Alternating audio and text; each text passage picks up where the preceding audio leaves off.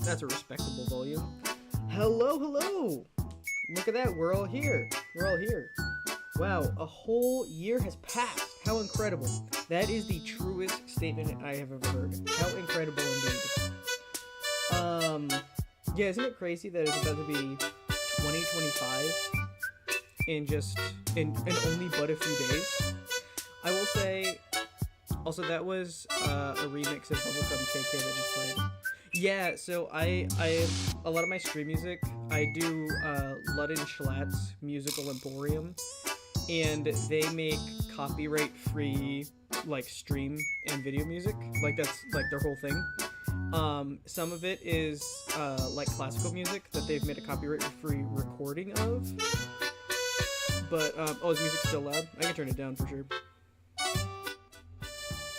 How is my volume today? Because the last time I streamed, my mic was...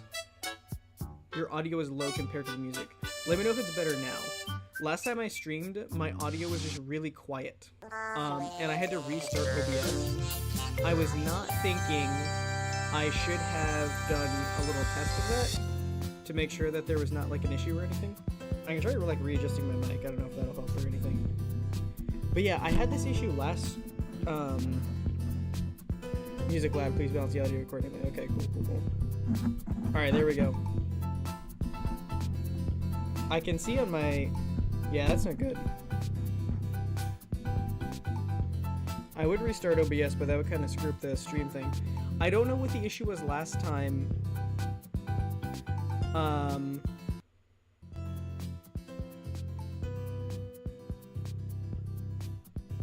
It is slightly better, but you're still kind of quiet.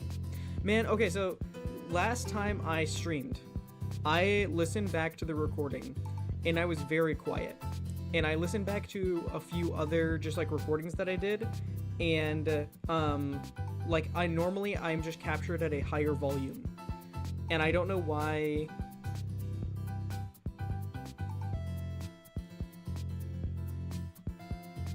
There's not like a volume cap or something, right? Is that better? Is that a better... No? Is that the same? But yeah, no, the last couple times I started up OBS, it was just really quiet.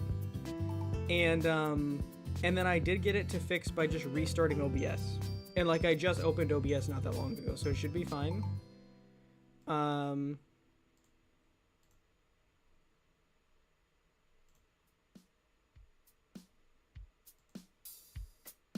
How is that? Is that better? I feel like it is not going up as high. Like usually it looks like it's peaking. Like it goes all the way like into the yellow on like OBS. But anyway, yeah, I'm not sure why that is. And last time I never actually figured out what the problem was. I restarted OBS and then it was fine. I kind of forgot about that and I should have done a test recording before stream, but I did not. And I can't really restart OBS right now because I'm already live. Yeah, I mean, I have no idea why that would be.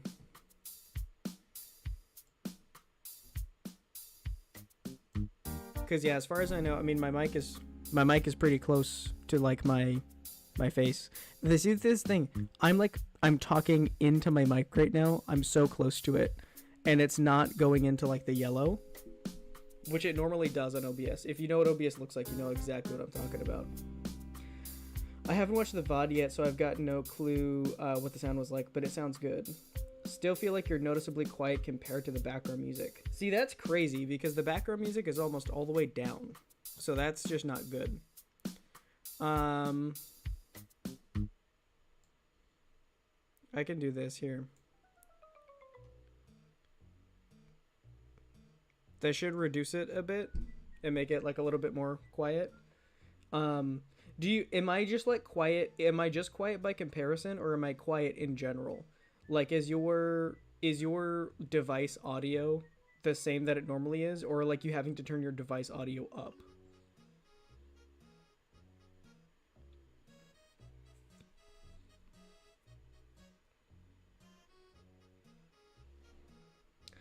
I don't know how delayed they are, but when you read that message, audio was good. Oh yeah, stream delay has been pretty delayed before. I think it was like up to 30 seconds at one point.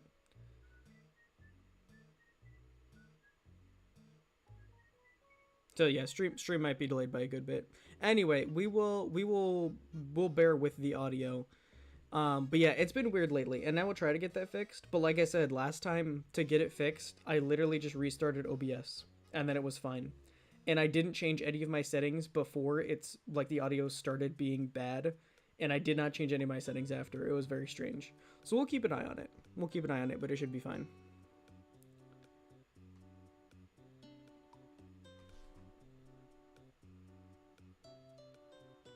It's passable, but we'll see. Okay. All right. Well, if you have any suggestions on changes or anything, I think it's just your audio is audio and OBS is being weird, but still good for now. Okay, cool. Yeah. Well, hopefully it doesn't affect stream too much. But yeah, we'll see. All right. We are. Oh yeah, Chad disappears for a second. I forgot about that. First thing on the agenda for today. First thing on the agenda. We're gonna be doing a few things today. I think I mentioned this to everyone before, but I kind of want to like do like a little ranking of like the games we played, and then we'll do some like shout outs, some community shout outs to all of the cool people who have been around for this past year. And then wait, what was next? Oh yeah, talking about the next year, obviously. But first off, I kind of wanted to go through some of the games that we've played. And so I have what every streamer loves and every stream watcher loves, a friggin' custom tier list. Oh yeah, you're good, Taz. You're good, Taz. I mean, if you have ideas for like live fixing, I will definitely do it right now. But if it's stuff I'll have to do later, then yeah, I'll try to fix it after stream.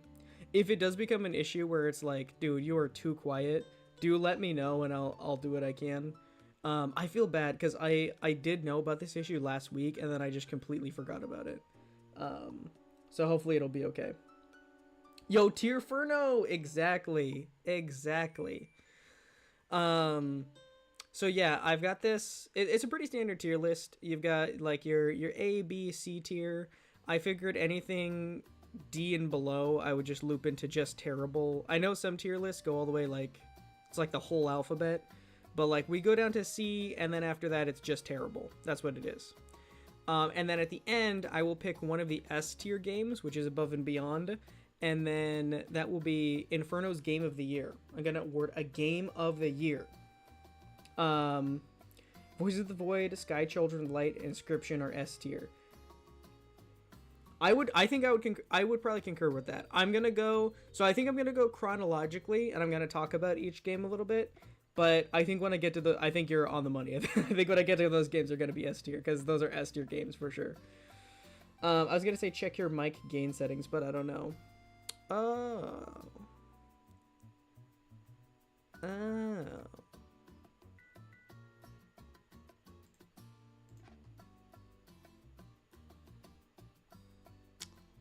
What a good idea. I don't think I've messed with that ever before, so I think I would have to teach myself how to do that. So that might be an after stream. The weird thing is, I keep getting sidetracked. The weird thing is I just didn't change it. Like, nothing has changed, so I don't know why it would be different now. But anyway. We need more tiers. What is the benefit of more tiers? Because I feel like, so this is what gets me about tier lists. I feel like there's too many tiers. Too many tiers for it to be usable. And also I've got like my description, because everyone does their tier list a little bit differently.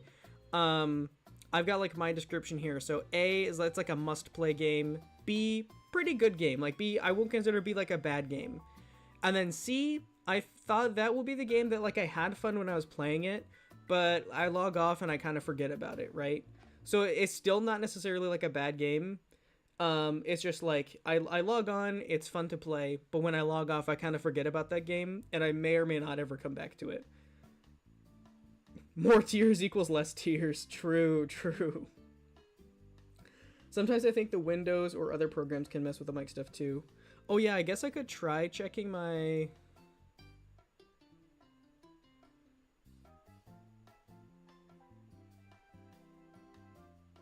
Yeah, that should be all good.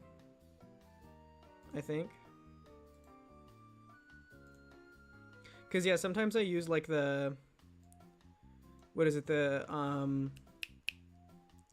yeah, the Windows like volume mixer to make things like more or less loud. But right now it looks like it should be all balanced. Should be all good right now.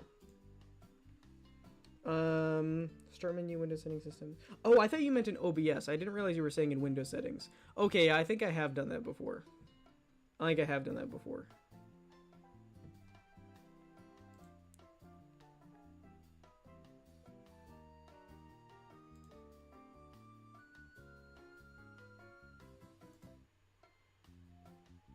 Oh wait, my action advised, back up your PC. We want to ensure that you always have access to your files. Oh my gosh. Guys, it's gotten bad. My PC is telling me that I need to back up my stuff. If you don't recall, there's been like a running joke for all of this year, is that I don't back up my files. Nothing is backed up, so I could lose anything at any minute.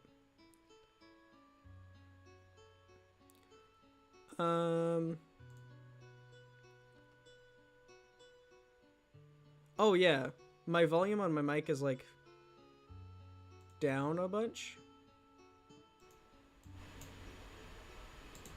Is that really loud? Oh, that's probably too loud. I did exactly what you told me, exactly the way you said it, Taz. Is that better? It was like on like 20 something, and I turned it on to 100, and then I turned it on to 66 because 100 looked like it was way too much. Why would it be down? Why would it not be? Is 100 the default? I would assume 100 would be the default, right? Oh, so I'm so sorry. I turned it up again.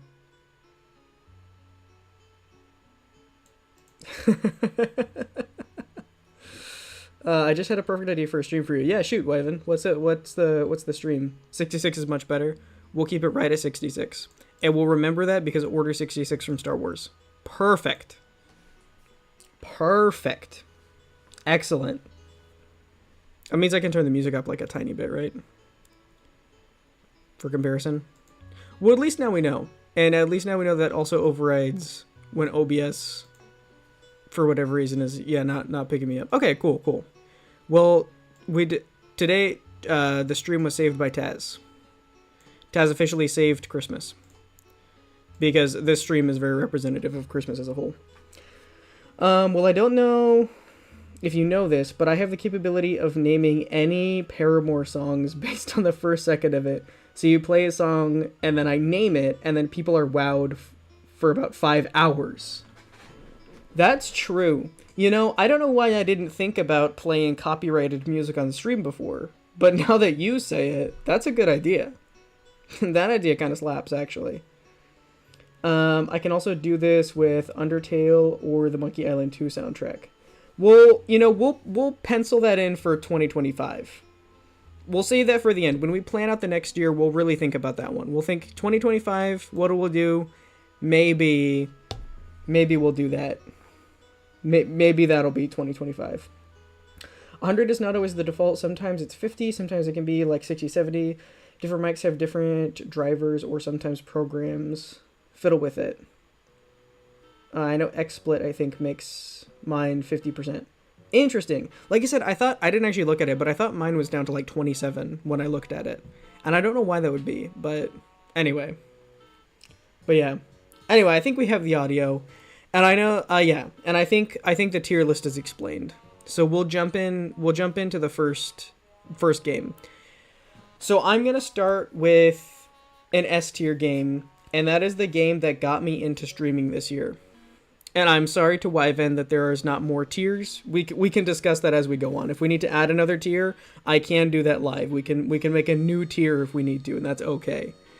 The tier that I'm going to be starting out with, though, is I'm putting Star Wars Battlefront 2 2005 in S tier. And I'm doing that for 2 reasons. One, this music's too melancholy. I need more. Give me something aesthetic. I need something real aesthetic.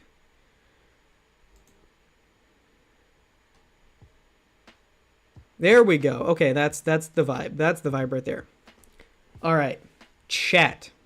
The reason I am putting Star Wars Battlefront 2 2005 in S tier, which is above and beyond, is because A, it is a very good game from like, I wouldn't say my childhood because I wasn't like a kid when I started playing it. I was like a teenager when I first like got access to the game.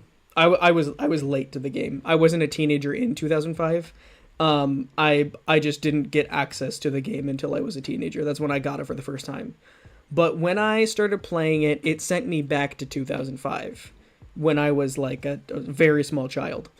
And it's just a really fun game. It's a really good era for Star Wars gaming. It's one of those games where like, yeah, like there are some parts that are rough around the edges because it was like a PS2 game. But at the same time, it has some fun elements to it that Star Wars games now don't offer. Even the way that the Jedi jumping and the movement is like a little janky, it's like fun. The lightsaber throw is like really satisfying. And part of the reason I'm putting this in S tier for like looking back at the games that we streamed this past year is because this is the game that got me started like streaming this year. I had streamed a little bit of Minecraft a couple years ago, and that made up like maybe 3 or 4 streams I had done like ever. I really did not stream that much. And I didn't intend to start streaming. I was hardcore like YouTube videos for the longest time. And then more and more I thought, you know what? I get really stressed out editing. Editing takes way longer than I think it's going to every time. I really want to make stuff, and I feel guilty when like my entire channel is videos and I upload like twice a year or once a year. So I want something I can do more consistently, and when you stream, you just go live. But I didn't know where I wanted to start. I didn't know what like I wanted like my brand, like my thing to be. And then I heard that they were going to be re-releasing this game this March with the Classic Collection. And oh my gosh, I was so excited that I was like, yes, let's start streaming. And everything that has been this community in 2024 started with me being excited about this game. So don't thank me for being Inferno. Thank this game for being Inferno. So that's going to be your first game. This is going to be your first game. Easy S tier, Star Wars Battlefront 2. 2005 is a year before Cars, the video game, came out. Therefore, it is also goated. That's true. That's true. Honestly, very true. Yeah. Very goated. The next game is something that probably people in the community are going to talk about a little bit. And you might even have more to say than this one. And I kind of want your take before I put this somewhere. And that is Breath of the Wild. Breath of the Wild. I'm guessing most people here would say that Breath of the Wild is an S tier game as well. Like just an above and beyond game. Because we can't put everything in S tier, like it's an above and beyond, I'm saving it for like special titles. I might put Breath of the Wild in A tier because that's been my experience of the game. But I feel like if I put it in A tier, everyone in the chat is going to be like, no, that is an S tier game for sure. The reason why I would put the game in A tier is because like A tier is still a like 10 out of 10, like must play. And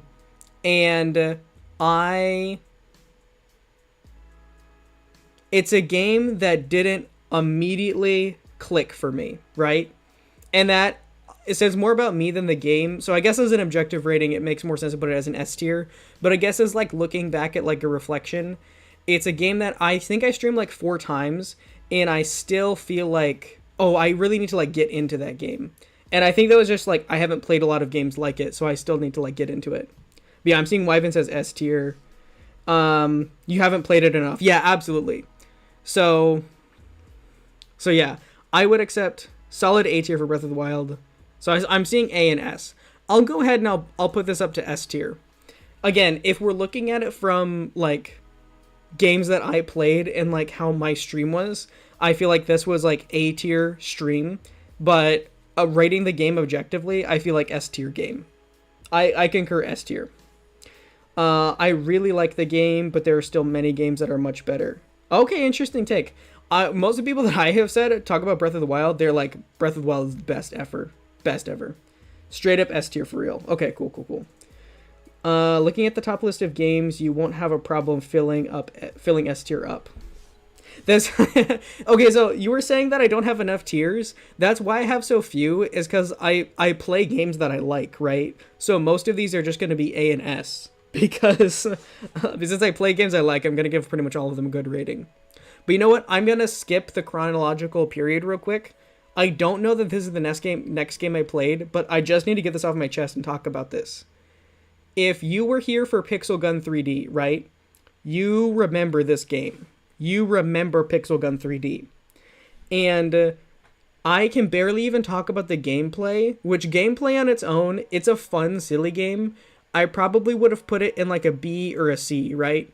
Just talking about the gameplay of Pixel Gun 3D, it's like an easy B or C game.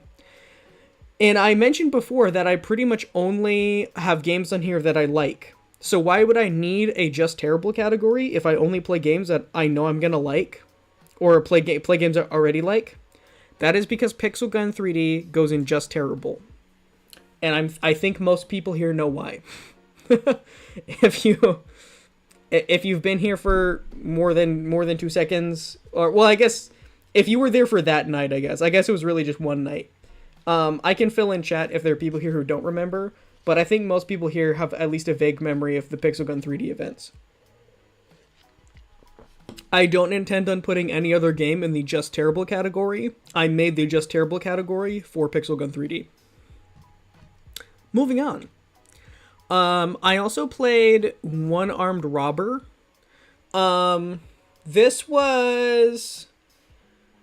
One Armed Robber I haven't played a ton. It's one of those games that it's really fun, it's easy to get into. There's not a ton to it, which means... like there's not like a big learning curve jumping in. You just kind of jump in and get right into it. But there's also not a ton of places to go.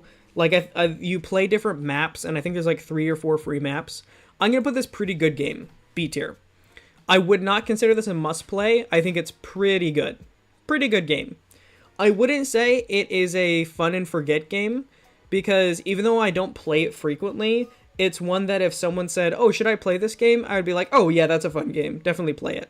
And because it's free to play, I'm confident saying like, yeah, just pick it up and play it. I wouldn't consider it a must play though. If someone's like, I don't think it's a game for me, that wouldn't like hurt my feelings or anything. So I think it's going to go solid. B tier, pretty good. Pixel Gun 3D was my childhood once, but I haven't played it in so many years. Okay, so if anybody doesn't remember...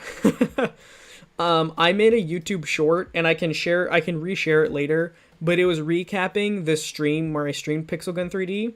I had no idea about the Pixel Gun 3D community.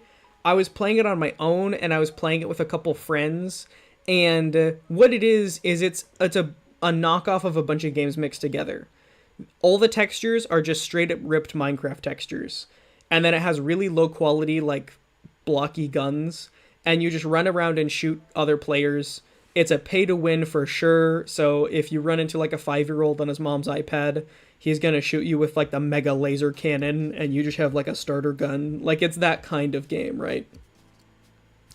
But I didn't realize the community is awful, and I did all the moderation for chat myself, because chat was so chill in every stream.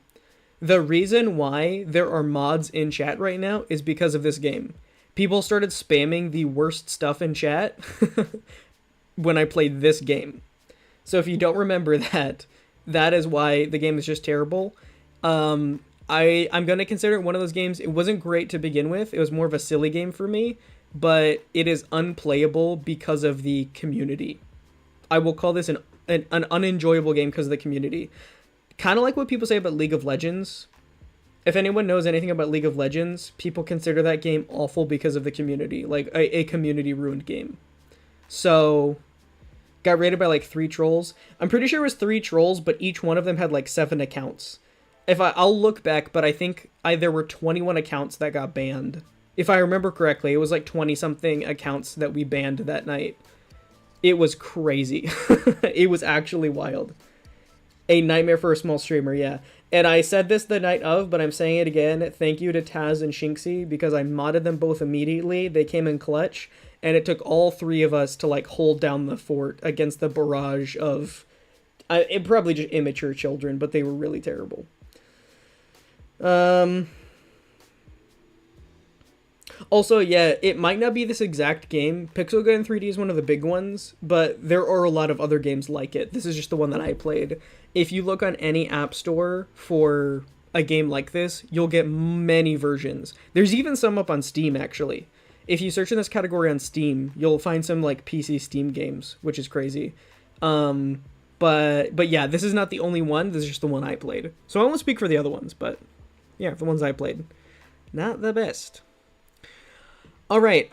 Next, I think we're gonna take a quick look at. I don't actually know if this is exactly what I played next chronologically, but I feel like after these games, the next one I picked up was Sky, right? And I'm not no suspense on this one. I'm putting Sky at S tier. I'm putting Sky at S tier for two main reasons, right? Reason one, the game. The game, I think Sky has one of the best, just purely chill, enjoyable experiences, right? If you talk about big, like, games to just, like, kind of chill and relax to, people talk about games like Minecraft, Stardew Valley, Animal Crossing.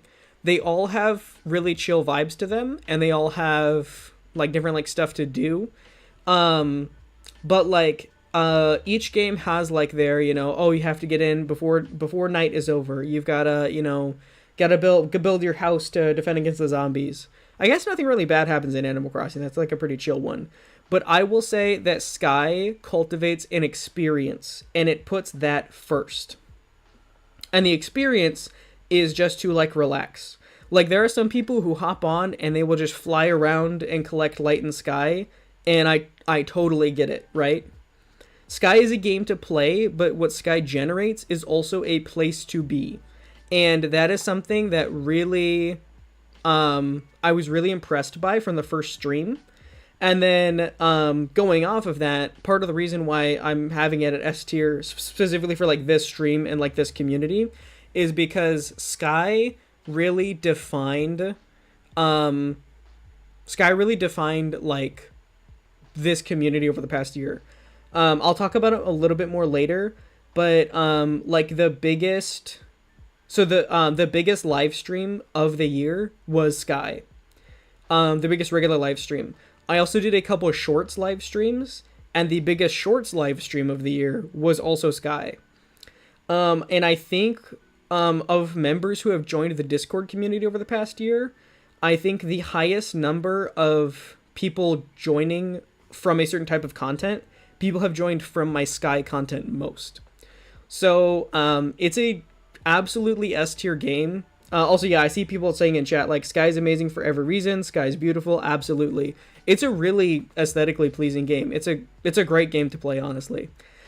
And I feel like it's a game that you can just hop into at any time. Like, if you've been playing it, like, every day, you can hop on again and still enjoy it. If, I'm back and forth between a lot of games. So, like, if I haven't touched the game in a month, I hop right back in, and I don't really feel like... Obviously, there's, like, events and stuff, but, like, I can just hop back in and I can just enjoy a game of Sky. And then also, I feel like, again, Sky has just really... it's been a good game to this community, and we've had a lot of community members enjoy playing Sky together and also join the Discord through Sky. So, I wanted to say, like, easy S tier for all those reasons. Also, I'm going to hydrate real quick, so you guys do the same. Good old water. FYI, I think Voices of the Void came before Sky, but I'm a check. You might be right. Either way, I think you're onto something, so let's talk about Voices of the Void next. Voices of the Void. Voices of the Void is a difficult one for me to place between A and S, right? Because I will say, for the game that I have played, I will put Voices of the Void at an A. However, the reason why I started playing Voices of the Void is that I know that later on it becomes an S tier game. I know that this game is a slow burn, and to objectively rate it on the whole game, I feel like Voices of the Void is S tier, right? But I have, in my playthrough, because it is a slow burn, I have not gotten to the S tier parts of it. So if I'm rating it just on the part that I would play, I would put it A, must play game. But I feel like Taz can confirm that, when you play later on, you're in for the long haul. It becomes S tier game eventually.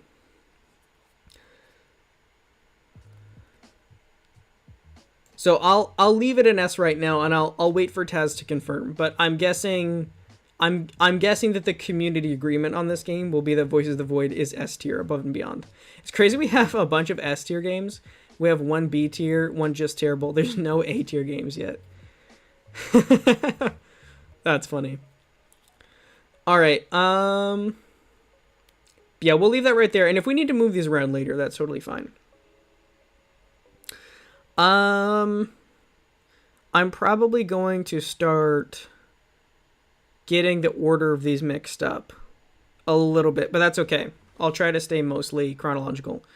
I know around this time is when I played Alien Isolation. Oh wait, I see someone weighing in. So it's like Stephen King's books because they take a bit. Yeah, yeah. Like it's a Voice of the Void, as far as I know, is kind of about the experience, and like it takes a while to like get to like the big parts of the game, and I just have not gotten there yet. So again, I feel like I have experienced an A tier game, but I just have not gotten to the part of the game that makes it S tier. But I'm sure Taz can say it better. Yeah, game gets incredible with its spooks. The difficulty curve at the start is real, but you get used to it in time. And I feel like that's the part for me too, is it took a little bit for me to learn. I mean, it's still taking a bit for me to learn. Like, I'm still playing the game and I'm still learning the game. So yeah. So anyway, even though I have experienced only a fraction of the game, I feel like it would be a disservice to put it lower than S. A game that I'm actually, so it's the next game on the list, and it's a game that I'm pretty confident putting in A tier, is Alien Isolation. I really like the Alien franchise. I think one of the parts that makes the Alien universe special to me is it was sci-fi before sci-fi was a big genre. So like now, I feel like one of the shortcomings of like sci-fi movies is they don't explain a lot. They just throw you in a generic sci-fi universe, right? If someone's making a space movie, it's like, oh yeah, of course there's ships. Oh, and of course the ships have shields and phasers. Oh, and of course everyone has rocket boots and laser blasters, right? There's a lot of stuff that's just like, oh yeah, it's just generic like sci-fi stuff. And I feel like a lot of space movies and shows are kind of samey in that regard now, and it's hard to find a space movie or show that is really different. And when Alien came out, like, Alien had to invent the universe because there was not nearly as much movies and shows to like base it off of, right? They had to really come up with stuff for Alien. And I think even now it's really original for that reason. So anyway, I like Alien, I like the franchise. So far what I've played in Alien Isolation, it's been really good suspense. And I like good alien horror. I think alien horror can be really cringe and really bad if done poorly. But I think good alien horror has a lot of capabilities for having things that are almost paranormal, but they seem more physically possible because it's an alien and not like a ghost, if that makes sense. So that's as much as I'll rant about that, but this is another game that I need to play more of. I feel like I'm kind of behind on a lot of these games. But Alien Isolation, I feel like that's going to be that's an easy A tier for me, I feel like. The artist that designed alien architecture in Alien is really amazing.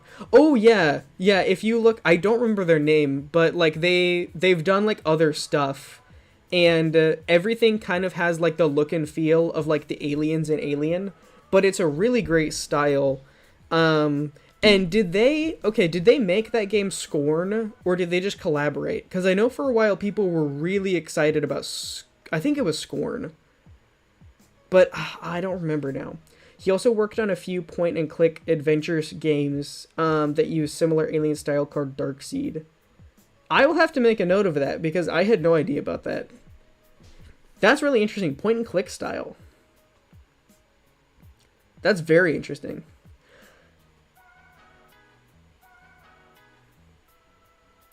I think it's H.R. Geiger?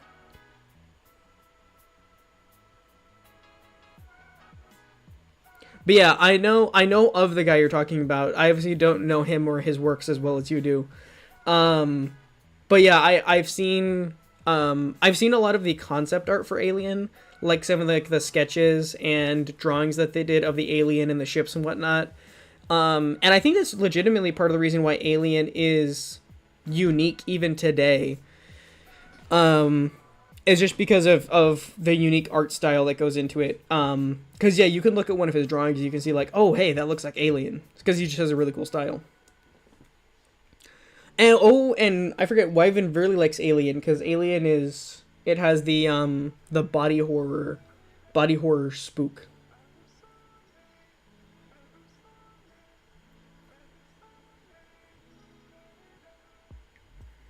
Oh yeah, it's spelled that way, but like, it was it pronounced Geiger?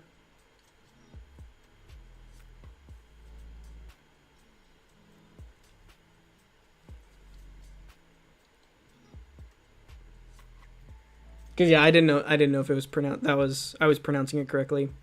But yeah, Alien. Yes, I love body horror. Yeah, yeah, it's scary. It's scary stuff. Body horror is a good horror genre for sure. I think next game is Feel the Snow. Feel the Snow. I'm back and forth between A and B. Because I don't know. There's definitely some people that I feel like wouldn't enjoy this game. I don't know if I could call it a must play. I think I will, though. I think I'll call it a must play. It is at least a pretty good game. The only thing that would take it down to B for me is there are some parts of the controls that are really rough around the edges, and it makes like building and farming a little annoying. Right? There are some things it's like, and so every now and then when I'm playing Feel the Snow, it feels like a game that is 90% done. And it's really frustrating to me because I don't get annoyed when it feels like a game is like 90% done. It's like, dude, you're trash. You didn't finish the game. It's like, oh, you had so much potential. This game deserves that last 10% for you to like, um, have you felt the snow yet?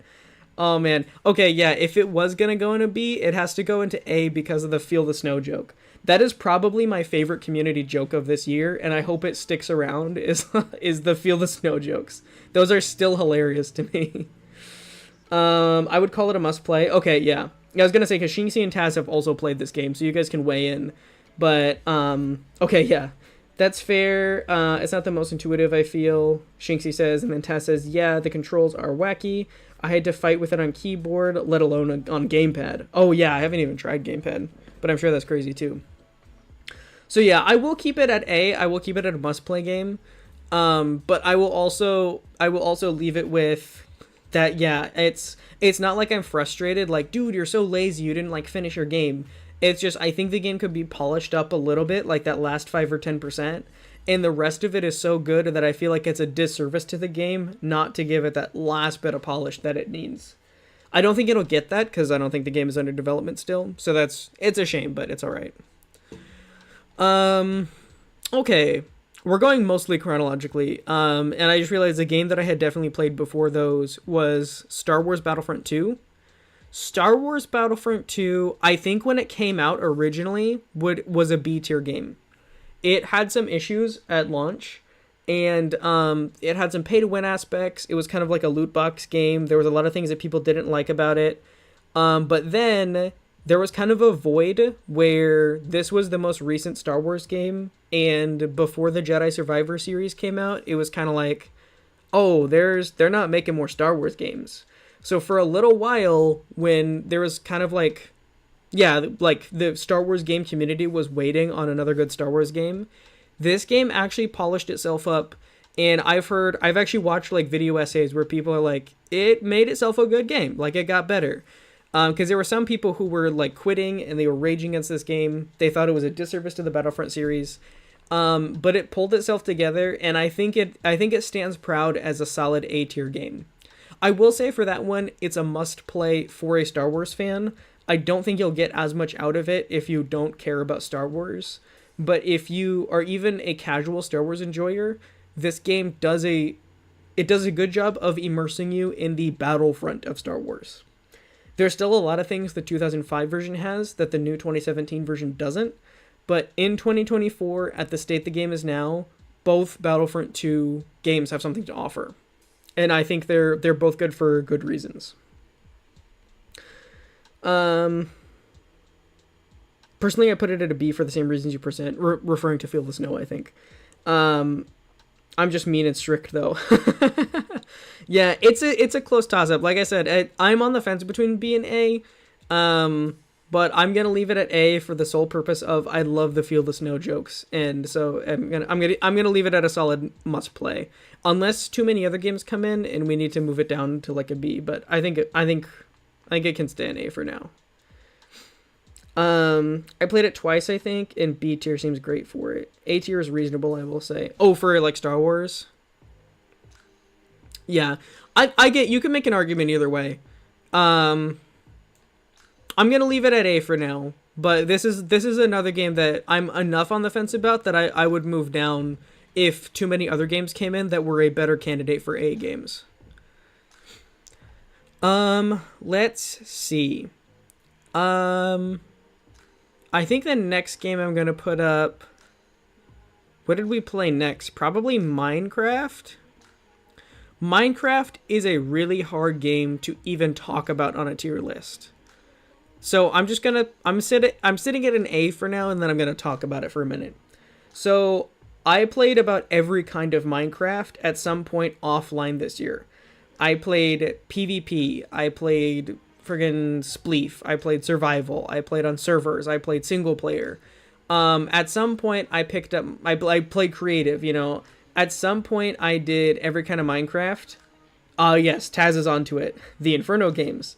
The kind of Minecraft I'm referring to for this year, and I just didn't have time to make a new little icon, is two things. One, the Inferno games that I streamed, which was a survival games event. And the other one was I played in like the MCC Bedrock event that they had. So Minecraft overall, because you can play it so many different ways, rating Minecraft is almost like rating a computer based on the programs you can put on that computer, right? You can put like any program on a computer, so how do you rate that? You know? Like, that's how I feel. Like, modern Minecraft, even though it is a game, it's almost more a game template, because hardcore survival has almost nothing to do with, like, a creative world, right? And hardcore survival in a creative world have almost nothing to do with Bed Wars. Like, they're so different. You're rating different games. So, for right now, we're putting Minecraft at A tier under the umbrella of the Inferno games and Minecraft, the Minecraft Championship event. And I thought those were both pretty good. I had fun during those, and then yeah, it just feels good to put Minecraft at A. I think Minecraft at A is pretty good. That's where I'm setting it for right now. Let's see. I think we're getting to about the point where we played Pokemon Shield. Pokemon Shield, I'm really interested to hear what people have to say, right? Because for Pokemon Shield, I would probably put this at an A tier, right? My instinct is Pokemon Shield goes A tier. However, I know people who would put Pokemon Shield in B and C tier. And I understand the reasons why. I absolutely understand it. So, reasons I would put Pokemon Shield at A tier is, one, I am in a minority of people that just actually enjoys that gen. I think it's Gen 8. Yeah, Gen 8 Sword and Shield. I actually like that gen. I know a lot of other people just don't like the gen in general. They do not in general, people don't like Generation 8 of Pokemon. And I do understand that, right? I don't mind the starters. I think, what is it, Grookey, Sobble, and Scorbunny. I think those are all right. I think Grookey and Scorbunny particularly are pretty good. I get Sobble's kind of weird, and Inteleon is a little creepy looking. And I don't like that Scorbunny just evolves into a man. I will say that's weird. It's where they just evolves into a man. And I believe this is like the first Pokemon game where you couldn't complete the Pokedex. Somebody fact check me on that, right? Um, I'm sure Wyvern will have a lot to say if he's tuned in right now. Because I think Wyvern hates this game. And I believe Taz is also not overly fond of this game. Probably C in my book, says Taz. Never played it, but in my opinions...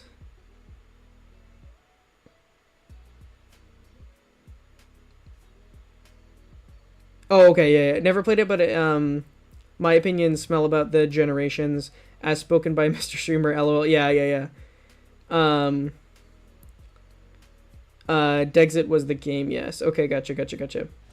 Um, so I will leave it at... Yeah, I think taking both sides into account, I'll leave it at B for now. I won't put it all the way down into C. I won't put it all the way down into A. I'll leave it at B. But if someone makes a good argument for either A or C, I would be willing to move it. I'm leaving it at B for now though. I'm gonna need to go, but I need to say, as one who's almost completed Inscription, it deserves S tier for sure. Yeah, for sure, Zalia. Absolutely appreciate you being in here, and there might be some community shout outs later. So yeah, if you get time to watch the VOD, or we might just ping clips in like the Discord server. But yeah, I hope you have a great night. And since this is the last stream of the year, thank you for being here this year. I really, really appreciate it. And yes, I will make sure that your vote for Inscription being S tier gets its appropriate attention. Thank you so much for being here, Zalia. I really appreciate you. Looking forward to seeing everyone next year. I've only played it long enough to get save data for Shining Pearl and get it for Pokemon. Yeah.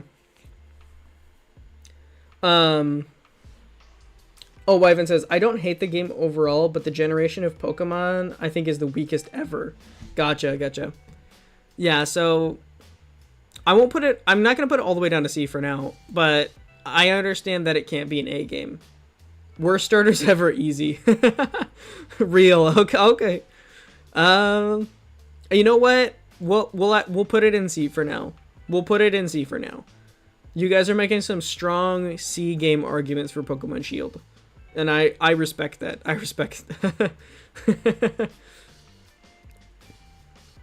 And that was like the first thing Taz said is probably C in my book, so.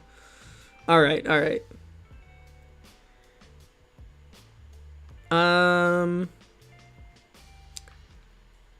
Let's see. Oh yeah, I'm not going to talk about this game a lot. I did play Deadlock, which I don't know if it's public yet, but I played like the playtest of it. Deadlock, I feel like it's a B. I feel like pretty good game. I don't play a lot of MOBA style games. This is actually I think the first one I ever played. So it was a little strange to me, and I think there's some things that I didn't quite pick up about it. But it was fun to someone who's not experienced with that kind of game and didn't super know what they were doing. It was a fun experience for me to kind of figure out. I would say pretty good game. If you wanted to play it, definitely pick it up and play. Wouldn't call it a must play, but I did have fun. I've still not touched Deadlock. Yeah. Oh, I missed your last message. And I'm all out here still cringing at Weedcat Next Gen.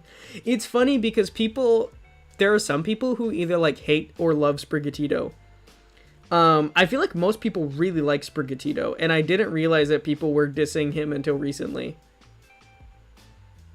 I think that's another Pokemon opinion that Taz and Wyvern share, is the dislike of Sprigatito. But yeah, still have not touched Deadlock yet. Yeah, I had a friend who wanted to play it, and so a couple of us got on and played, and then because he was the one who gave me access, I played a little bit on my own, and then I decided, yeah, we'll try it on stream. And yeah, it's pretty fun. It's pretty fun. Like I said, there's nothing bad about it. It's a good, fun game. I just felt like there was nothing that quite made it like a must play for me. But I also don't play these kind of games, so. Most people really like Score Bunny for the exact same reasons. Yeah, I feel like people... I also agree. I feel like people generally like Score Bunny. I have just heard... And I also have this opinion. I wish Score Bunny didn't just evolve into a guy. Like, I wish he evolved into, like, I feel like Pokemon are like magical animals. It's really weird to me when the final evolution is just a man. Like, I don't know, that's just weird. I've also seen people say, like, more final evolution starters should be quadruped. And they've done, like, fan art of, like, different quadruped Pokemon. And some of them are, like, really good. And I would have to agree. And so, yeah, like, imagine if Score Bunny was, like, a big quadruped fiery bunny. Anyway, could be cool. Could be cool. Alright, next game.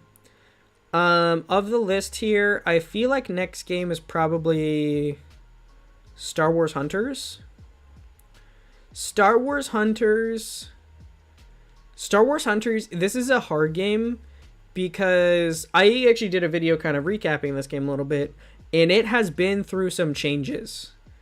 So the one I'm on the fence now is A or B. The reason I'm on the fence is I want to give this an A, but I don't know if I would consider this like a must play. Like, you have to play this game. But I wouldn't consider it just a pretty good game. Like, I would consider it like a legitimately very good game, like surprisingly good. Oh, here, let me just tuck this right here and then I'll get back to chat. Score Bunny should have evolved into a Velociraptor. Oh, true, yeah. I don't know why I didn't think about that. Okay, but like, you did just ignite my love of fossil Pokemon.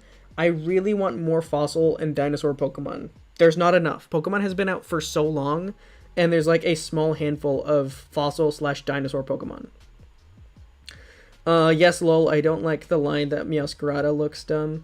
Oh yeah, I don't like Meowscarada. I absolutely agree. I think Sprigatito looks good. I'll say Sprigatito I think is a fun Pokemon. Meowscarada, absolutely I get it. If I was doing a tier list of Pokemon evolutions, oh, maybe that's what we do next. 2025 Pokemon evolution tier list.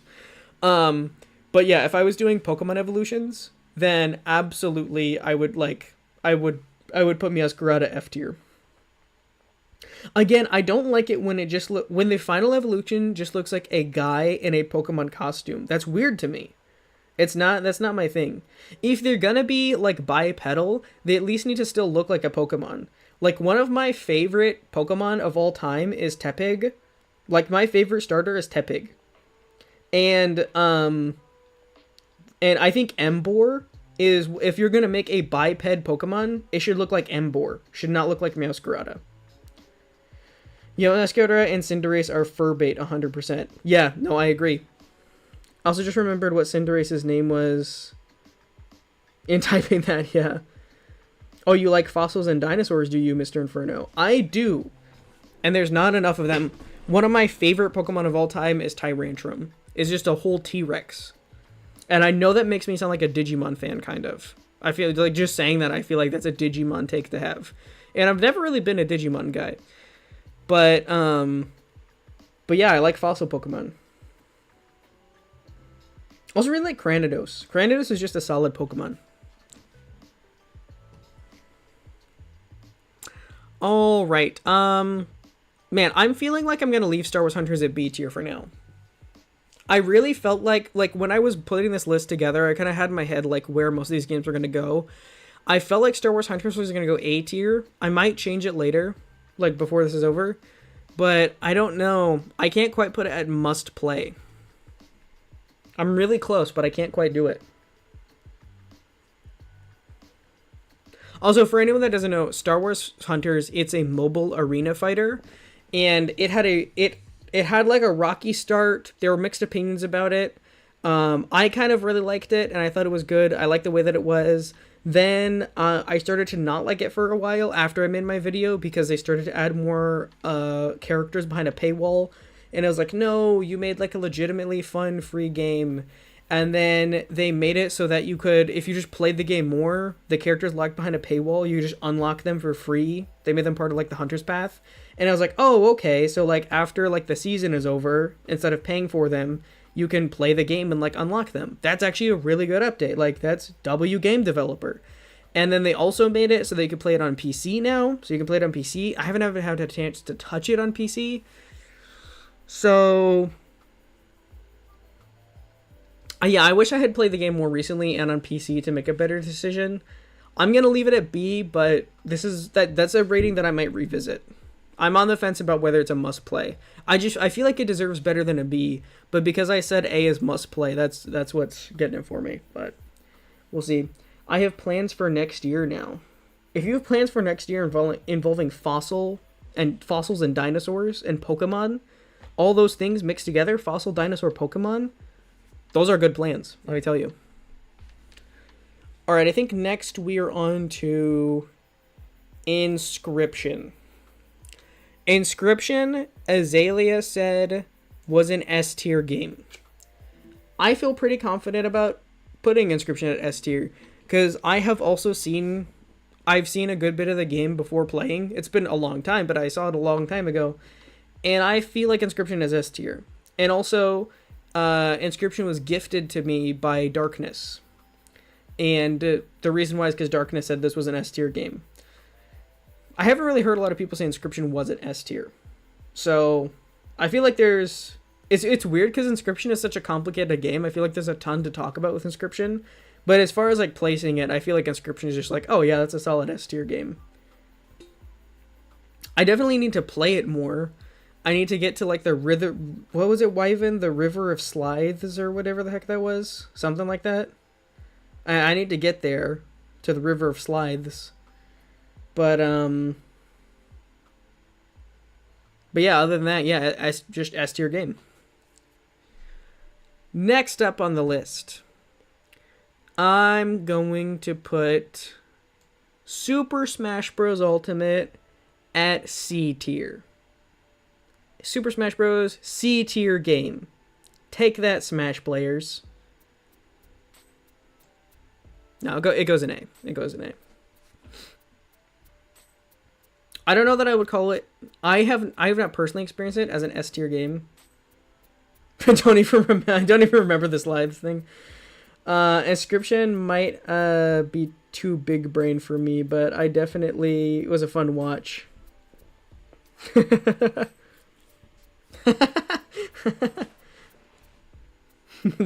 Did me putting Smash Bros wake a few people up? Like, what is he doing? There's a few people that stream on like in the other room. They're just listening to it like a podcast. And they come in. What is he? No, I'd say I feel like I'd put Smash at A tier.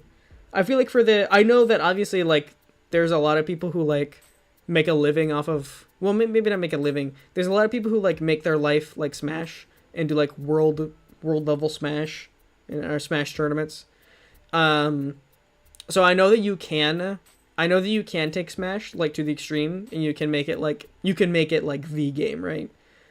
For me though, I will never be good enough for Smash to be like the game for me. I'm just not that skilled. So I feel like for me, Smash is about an A game. Definitely a must play. Absolutely must play. But I wouldn't quite put it at S tier for me personally. That's how I feel about Smash. I'm open to my mind being changed, but for right now, that's how I feel about Smash. All right. I think GTFO. This is around the time I started to do like the spooky games. GTFO, right? Probably not a lot of people here have even played this game, but this game gets to sit at S tier. I doubt a lot of people can really weigh in. Yeah, Smash Ultimate is A tier. Okay, cool. So we got some agreement. Yeah, I know not a lot of people have played GTFO, but if you really immerse yourself in GTFO, if you really like take it for what it is and you really get into the game, it is difficult and it is penalizing, and some people don't like it for those reasons. Totally get that take.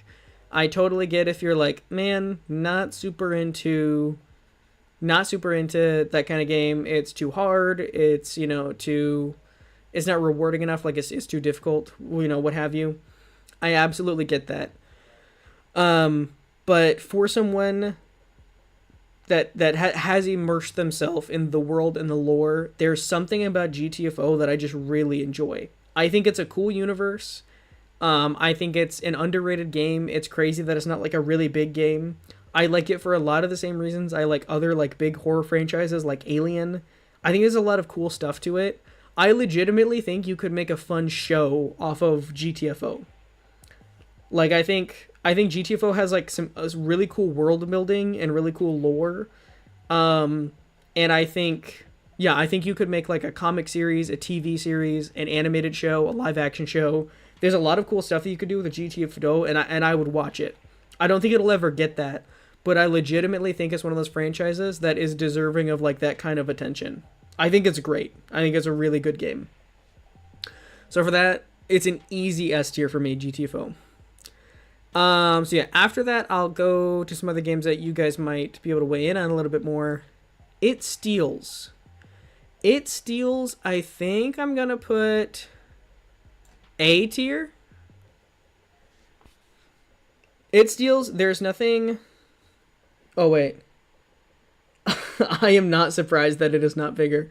Wyvern, would you say you were a GTFO non-enjoyer? I love GTFO. Yes, let's go. GTFO W's in the chat. Let's go. Darkness and I are playing it right now. That is awesome. That is great. That is great. Oh, I'm glad that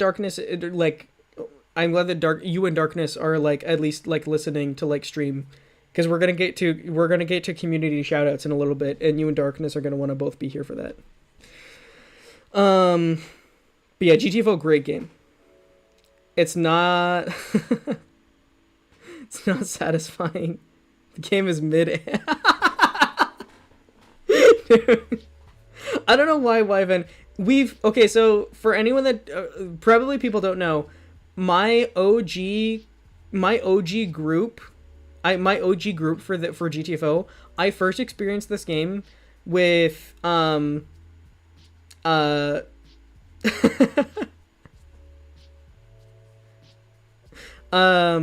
it was me, Kevin, Math Geek, someone from the server named Math Geek, and Wyvern, right? So like we all played this game. We put a good bit of hours into this game. Like we really like grinded. We really went for it. And the rest of us look back on that like, oh man, GTFO, great game. And Wyvern has always been like, that game sucks. And it's just really funny to me.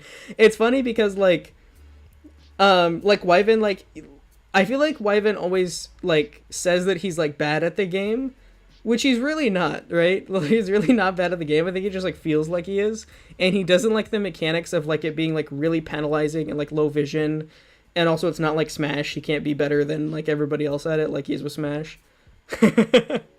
It's just really funny because like we put so many hours in, and I think Wyvern kind of hates that game. Smash Bros being below GTFO is criminal. Wyvern also is really good at Smash.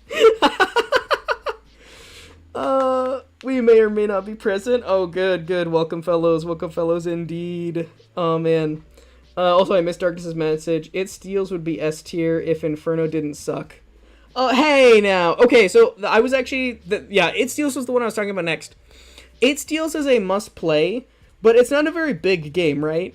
Like, I feel like it doesn't have quite enough to make it into S tier. I feel like it... But I don't know, maybe I haven't played more. GTFO is the originator of me alt-tabbing into a different game. Oh my gosh. I need to go... After this stream, I need to go back and, like, screenshot this whole chat. This is crazy. Inferno, tell us... Oh, and then you popped us into Terraria. Wyvern is goated at the game, but I understand him not liking the mechanics. Oh man, that's funny. Sounds like a skill issue. It's kind of a niche game in a way. It is a niche game, but like, I don't know if you guys were listening like a second ago, but I legitimately feel like GTFO has enough where like, because it's not a lore game where you get like a ton of like cutscenes and whatnot, right? But like as you go through, like the map is lore, right? Like you see like different layers of the facility. Like you go through, you see how people lived, you see how people probably died. Like you see a lot of history in the map there. And I know I'm being really friggin' like nerdy about this, right? But you really do like see that when you go through. You see the different kinds of monsters. You see like, you know, the bodies of people who have, you know, either been eaten or killed each other. Or like there's a lot of like grit to that game, right? There's a lot to it. And I think because of like all of that, it has one of the elements that I like in games the most, where it's lore without a cutscene, right? Because some games have a really good story, but you get into that point where it's like, all right, I'm sitting here for 2 minutes watching a little short film that somebody made, and then I get to play the game afterward. But with GTFO, it's not scary because they show you an unskippable cutscene that you have to watch for 2 minutes. It's scary because you're in it. It's scary because you lived it. It's scary because when there's like a half mutated body of one of the miners like on the floor, and it's like, oh my gosh, are they mutating? Like, did somebody like kill them? Did one of the monsters kill them? Are they gonna turn into a monster?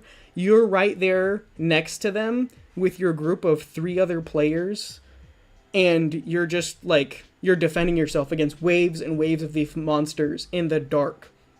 In this facility that was once a home to like these just like miners, right? Because it's like a mining facility. There's just like so much to the game, and like also the environment of isolation, that there is nowhere to go. Like you can't just like drill out, you can't just like run away. Like when you're backed into a corner, you're backed into a corner underneath like 100 feet of rock. There's nowhere else to go. And that to me is fear. Like that's a horror game to me. I think one of the scariest just elements of a video game is the element of there is nowhere to run. And I think, like, even if you are just behind a locked door, like, in a video game, that's all it takes for a game to physically lock you in. However, the player knowing, like, I am under at least 100 feet of solid rock right now, that is so much scarier to me. So that's, like, that's my theory, but that's just a theory. A game theory. But no, for real, like, that's my reason and why I feel like GTFO is A tier, or S tier, not just as a game, but S tier as an environment. That's my big breath after my speech. It's scary because we lose and we have to spend 2 hours. It's scary because we lose and we have to spend 2 more hours in the level. That's true. That's true. Honestly, fair, lol. We should play Rundown 6, Wyvern. Yeah, after this stream, we're actually all going to jump on GTFO. Actually, next stream, we're all going to jump. That's what we're going to do. We're going to jump on GTFO. Sounds like someone's just not immersed. Someone's just not immersed. Oh my gosh. Okay, I think I've talked. I knocked over my water. I think I've talked enough about GTFO. Let's talk about The Forest, right?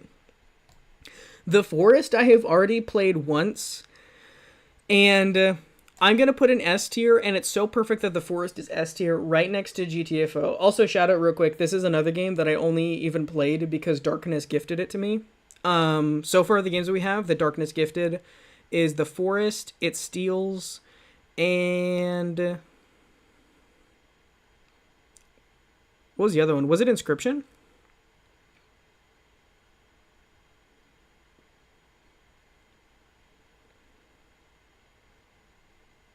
Oh no, I don't think... Did Darkness gift Inscription? I can't remember now. Darkness definitely gifted It Steals in The Forest. And so, since we're doing like shoutouts today, I just want to say like real quick, those were both incredible streams, very good games that I'm definitely coming back to, really enjoyed and really played again.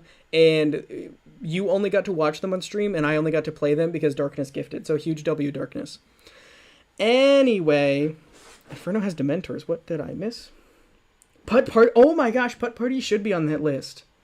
Dude, I actually thought about doing like a big Putt Party like event. I thought it would be like funny. I completely forgot about that. That was in my head months ago. We're doing that 2025, absolutely. He had not given you Inscription. Okay, gotcha. I got that one. Okay. Gotcha. I think he maybe just like recommended that one, and I probably got it like on sale or something. But anyway, I think it's very perfect that we're talking about The Forest next. And The Forest is scary to me for the antithesis reason that GTFO is scary. GTFO is scary because there's nowhere to go. It's like dark, and you're in this weird environment that the monsters around you know and you don't. And when you get backed into a wall, there's nowhere to run, right? Like that encapsulates a lot of what's scary to me about GTFO. The Forest is scary because it's so open that there's nowhere to hide, and the enemy could come from anywhere. And I think that's what's scary to me about The Forest, is when I was playing The Forest, once I got jump scared the first time, I did not feel safe anywhere in the whole game. Nowhere. And that's what made it like even after I had like a house, I was like that's what the forest like did well. It making me feel like there could be danger coming from anywhere, and the map was so open that it was like it wasn't like I'm too enclosed like GTFO. It was like I'm so open there's nothing to hide behind. Like there's like, you know, I could get attacked from any direction. And I will say, as far as horror games go, The Forest legitimately scared me more than any other game on this list. If I had to pick like scariest game of the year, it would go to The Forest without any hesitation. GTFO has definitely given me some jump scares. Alien Isolation did. Voice of the Void I think did a couple times, and It Steals absolutely did. Nothing compares to The Forest though. The Forest, best jump scares of the year, and if I had a category for scariest game of the year, The Forest would win. It was scaring me. I hope Counter-Strike wins game of the year. Oh my gosh. I'm gonna make a new category below Pixel Gun 3D for Counter-Strike. Also, I missed a message. Where would you put Olivia Rodrigo's... What? What? I feel like I don't understand that. I don't think I understand that.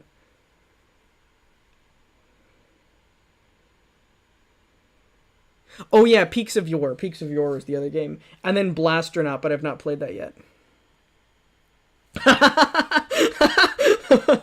Oh, sorry, Kevin. What I meant to say was CS:GO would definitely get a good rating.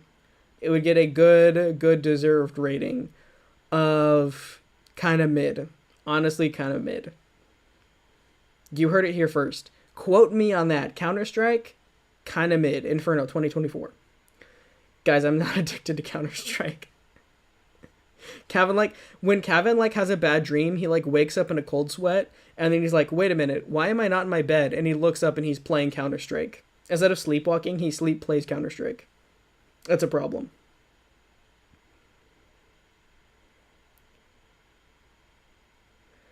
Stop banning or else I spam.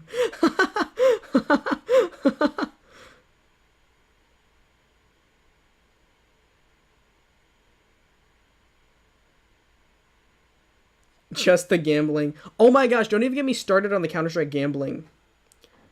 I'll put Counter-Strike above Pixel Gun 3D. Yes.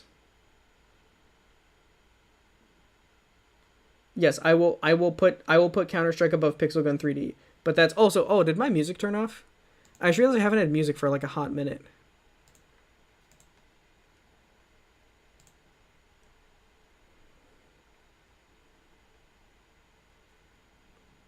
There we go. Now we've got some cool stream music back on.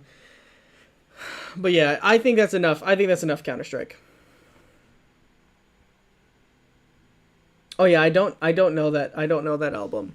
So I can't really weigh in, but maybe on the next tier list we'll put Guts by Olivia Rodrigo. All right, next game. We're getting close to the end. Spectre Divide. Spectre Divide. This is a solid B tier game for me. If you like games of this genre, then I think Spectre Divide is a must play. It's legitimately I was dissing Kevin for his CS:GO addiction. Games like CS:GO and Valorant are games that I enjoy, but I'm not into them like most people are into them, right? People who play those games are like this is my main game. Games like that have never been my main game, but they do interest me.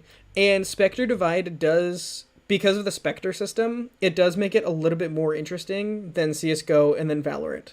Of the three, Spectre is probably my favorite. I would not consider it a must play. It's just kind of if you like that gameplay style, then it's a pretty good game. But I would not necessarily put it at A tier. So I feel like B tier is solid. I don't think it deserves a C fun and forget game. It's definitely not a game that I play super often, but it's a game that when I pick it up I have fun. So I think Spectre's a B tier game for sure.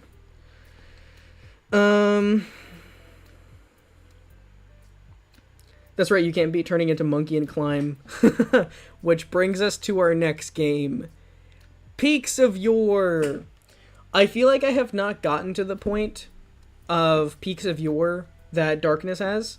Where like the game is like solid like S tier.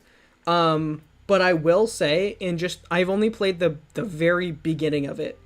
And it was enjoyable that as soon as stream was over, for the next few like days, I went on and I went back and I practiced the runs that I had done again, because I legitimately found the climbing like an interesting like enjoyable like gameplay.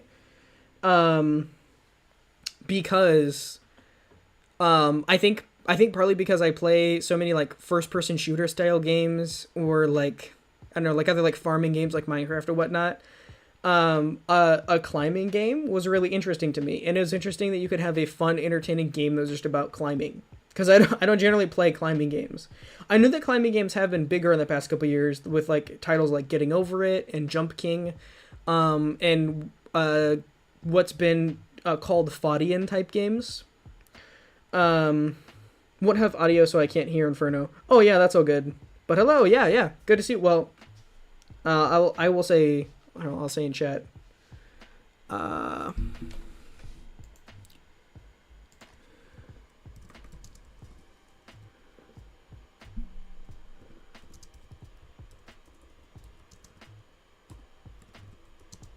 There you go. Since gaming doesn't have any audio.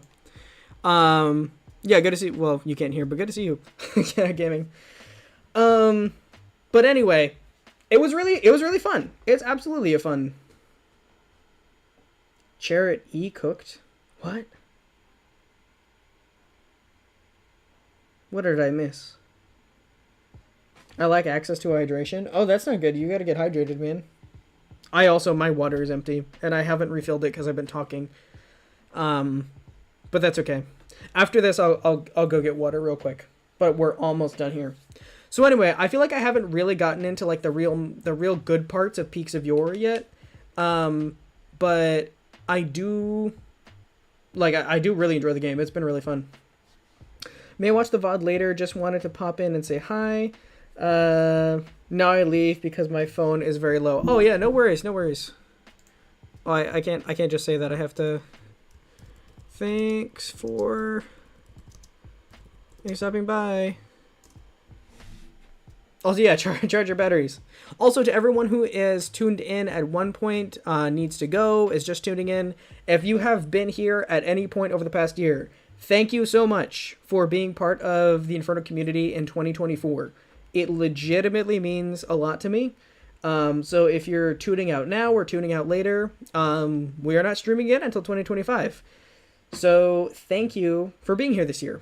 It's been amazing, and that's kind of why I wanted to do like a recap for the last year, is because I've enjoyed every one of these streams, even the games that made it a little bit lower on the tier list. Just going live and hanging out with you guys in chat has been great, and I will talk more about that later. But yeah, just want to say real quick, for anyone who's been here for a little while, a long while, if this is your first time watching, thank you for being here in 2024. It's actually been amazing. It's been great. It's been such a good year. I remember that there was like this magic about YouTube when I first started my channel. I remember getting so excited when I got to 12 subscribers for the first time. And then, I kind of like died off a little bit. I got busy with some other stuff. And this year has been legitimately the most I have enjoyed YouTube. Hands down. It's been great. It's been really good. Me single-handedly carrying Inferno's career. And thank you to Darkness for single-handedly carrying my career. We will negotiate price for you carrying my career into the next year as well. You're the real streamer here, Darkness. Yeah, Darkness, thank you for letting me be a guest on your stream every Wednesday for the past year. It's been great. I say the past year. I have not been streaming for a full year. I started streaming in March, but we're still wrapping up this calendar year, so we'll still do something special when it's been a year since my first stream, but since we're ending out the calendar year, I still want to, like, wrap up this calendar year. Anyway, Peaks of Viewer S tier, and then Lethal Company. I'm going to say Lethal Company is S tier for a couple reasons. If you have a different opinion on Oh, I see you got some GTFOing to do. Absolutely, Darkness. No worries, no worries. You have a good GTFO time. Oh, and real quick, in case Darkness is on here, not here later, another quick shout out to Darkness for being on a couple of my streams, for gifting me some of the games we've played, and for being a fellow content creator in mod. Really appreciate it. Really appreciate it. There'll be more shout outs later, but since you were tuning out, I just wanted to make sure I said that real quick. But I have a shout out for like pretty much everybody later, so. And that's what we'll be doing after this. We didn't do Game of the Year. Oh, yeah. Game of the Year is coming next. No, shout out to Kevin144. We haven't even gotten to shout outs yet. There is a shout out to Kevin144. We haven't actually started shout outs yet. That was a pre-shout out. There is a shout out to Kevin144. We just haven't gotten there yet. So Lethal Company, right? Lethal Company, there's a couple different angles on why I think this game deserves S tier. First off, playing it on stream, really fun. It was a really fun game. Also, I've been playing Lethal Company since it came out for like a year now. It's been really fun the whole way. Shout out Cavman144 because we've played this game together. We played this game together. And I will probably play it with him again and a few more people in the following year because it's a good game, right? Even though it's pretty repeatable, I think it's a legitimately really fun format. So I think the game itself is really S tier. It's been fun to play on. It's been fun to play on stream. It's been fun to play with friends. It's been fun to just jump in and play myself. I think it's a legitimately good game. But also, I want to revisit a topic of discussion from 2023. And that was people were dissatisfied with AAA games in 2023 because there were some big game titles. I don't remember all of them, but I know that there were some big game titles people were looking forward to. And these were like $50, $60, $70 games from big studios, and they just kind of fell flat. And people were like, wow, I spent a lot of money for a game that wasn't real great. It wasn't the best. And then Lethal Company came out for like $10 and was like one of the biggest games of the year. And I am a huge supporter of smaller devs that are like not... Anyone that is like smaller than a AAA game company, right? Whether it is an independent game developer or a smaller dev team or someone that just makes a good game. It doesn't have to be high resolution. It doesn't have to be like insane, ultra realistic Unreal Engine 5 graphics.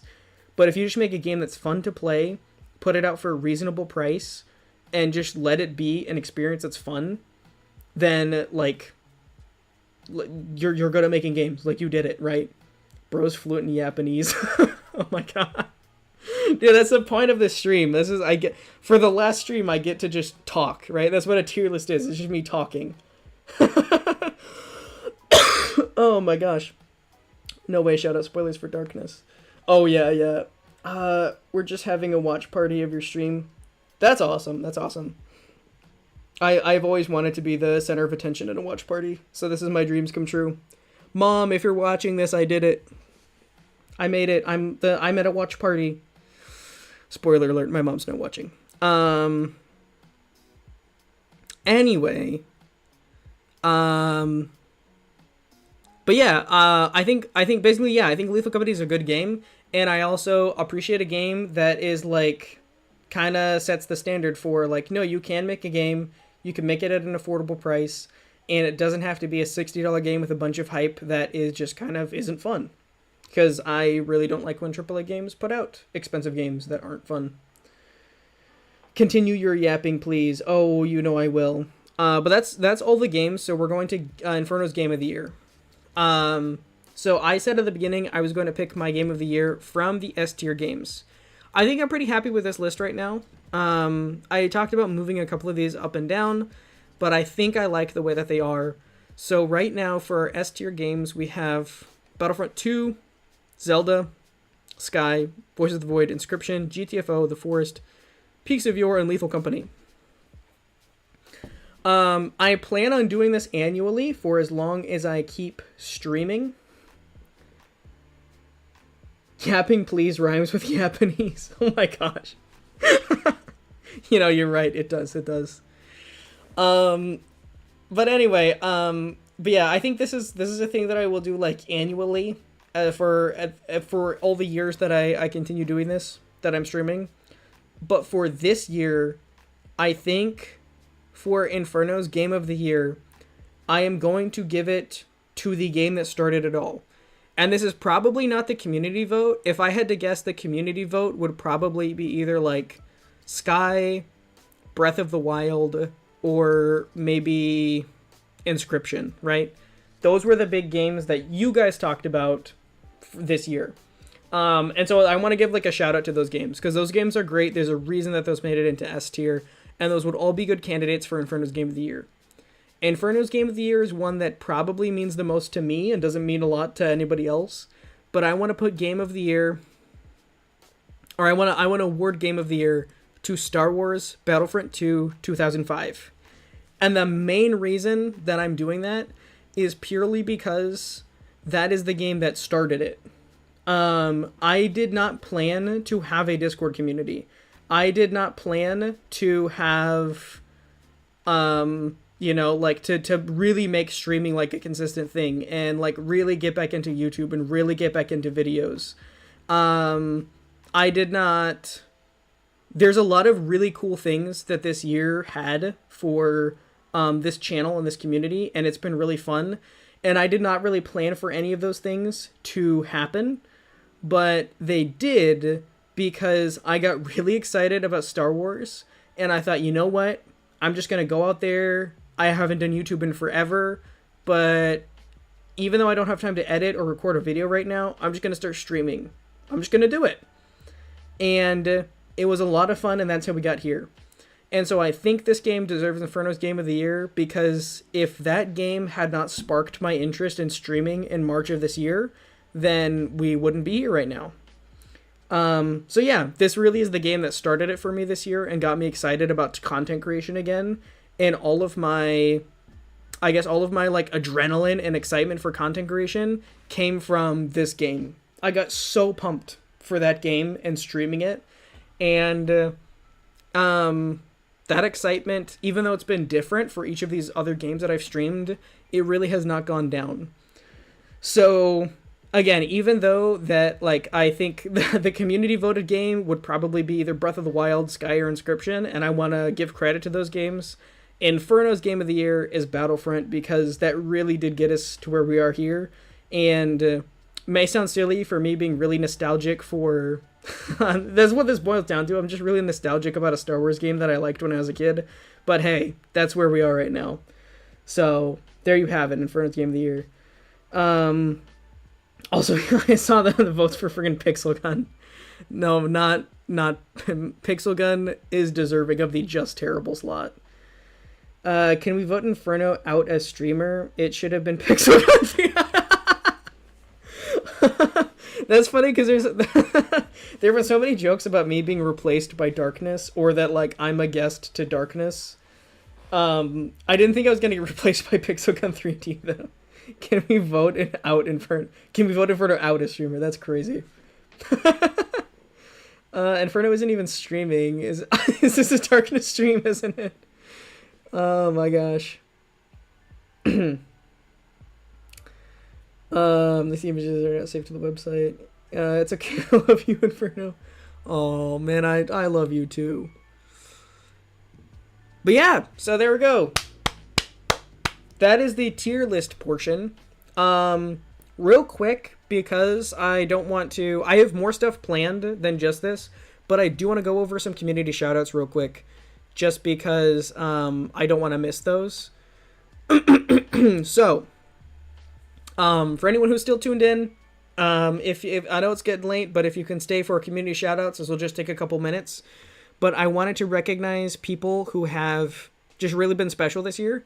And I've got a shout out for pretty much everyone, I think. Everyone who's like been here. So here we go. I don't remember the order that I had these. I had like multiple like slides. Okay, there we go. Yeah. So I want to start out with fan artists, right? Real quick, I have gotten fan art before. It's been a few years. I was in like a Minecraft project, and it was like an SMP thing, and we all got fan art. It was a big thing. But since I started streaming this year, it was the first time I really got like artists who shared their independent art like with a community that was mine, and then also made fan art like for me specifically. Didn't you like need water? Oh no, I did need water. Okay, we'll do we'll do water after community shoutouts, and then I'll get water. Then I'll get water. I also need water. Do we need to hold on? Do we need to take a water break? Hold on, let me hold on, guys. Let's. I'm gonna mute. We'll do quick water break.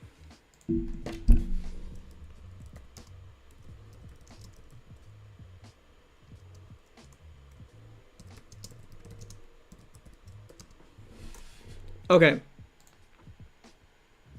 We'll leave it there. Quick water break. Be right back. I'm gonna mute up real quick. Everybody get some water. We will be right back. We'll be right back for community shoutouts, but I probably should get water.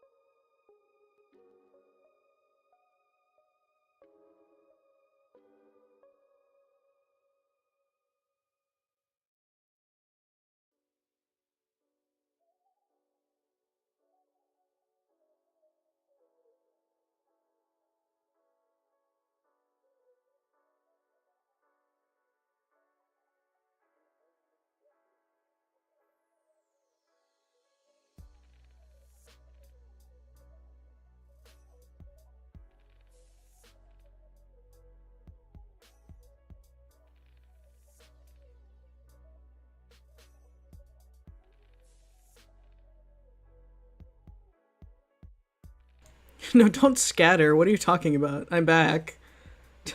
we don't need. We don't need to scatter.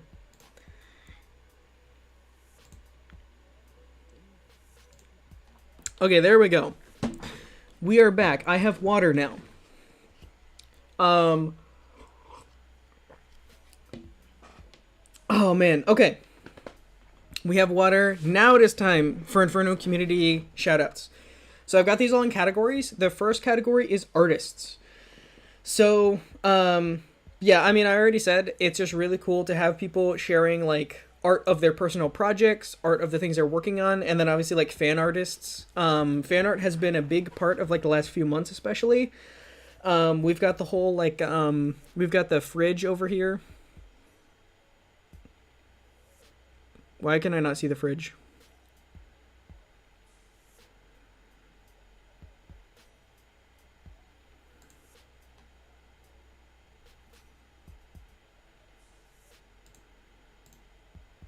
Something's wrong with the fridge layer, guys. I can't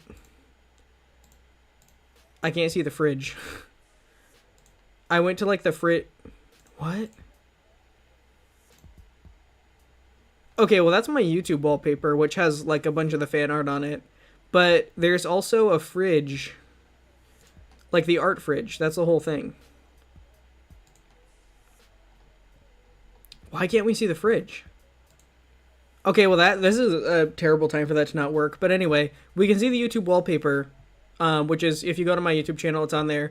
A couple of these are assets that like I made for the channel, but most of this is like fan art that other people have made. And we had we had a weekly running bit where we would put art on the fridge, but for some reason my layers are not loading in an OBS. So anyway, that's unfortunate. But anyway. All of that was made by these artists. So we've got Taz, we've got Gaming Plus, Azalea, Sadish, Darkness. They all contributed different kinds of art. I think Darkness just contributed like a blank white something. But we as a community agreed that he should get the artist role anyway. And then Nosgalith also Nosgalith didn't make any like visual art. But if you guys remember, a few months ago, Nosgalith made a song. His name is Nakatar on Discord. Sorry, I need a drink of water. but have a cup of water now. But anyway, if you go to Nazgalith's YouTube channel, I believe the most recent video is Train to Space. He showed me like a preview of that song before he published it, and then he let me name it.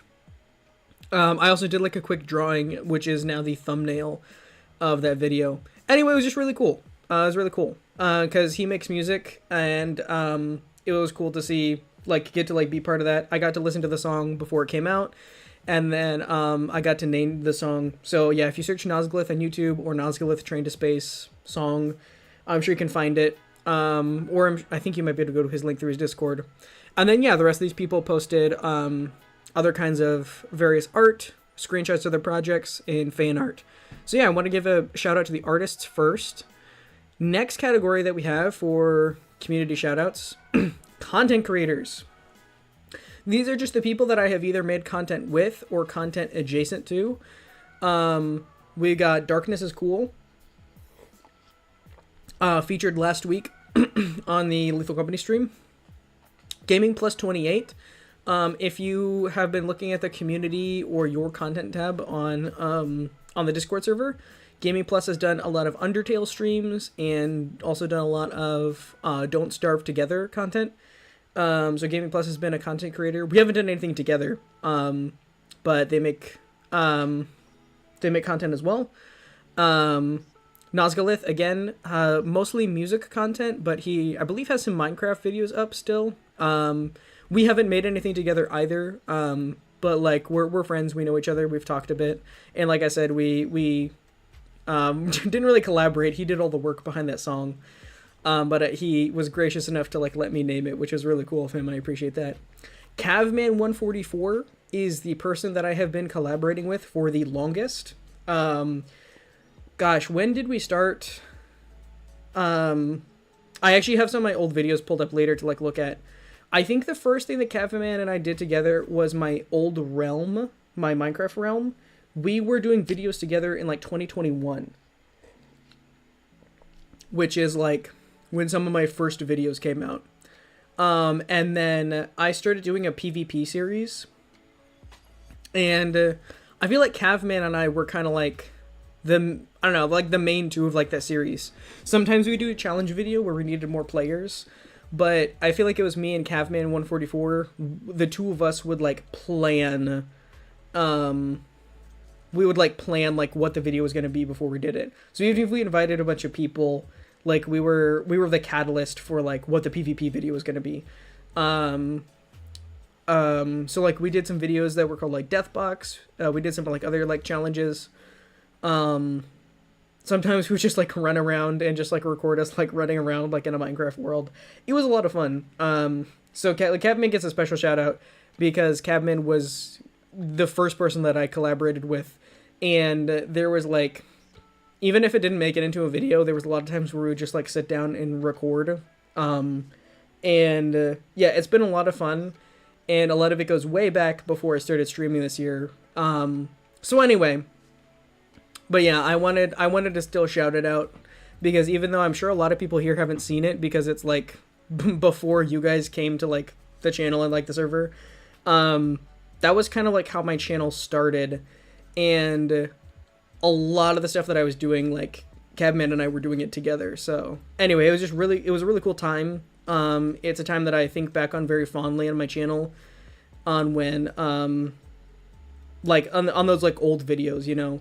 Like when I think about like my nostalgic experience of like YouTube and like getting started and not really knowing how to edit or like how to do things and just like messing around.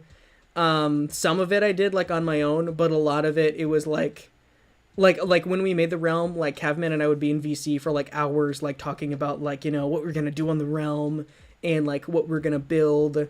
And yeah, it was just a really fun time.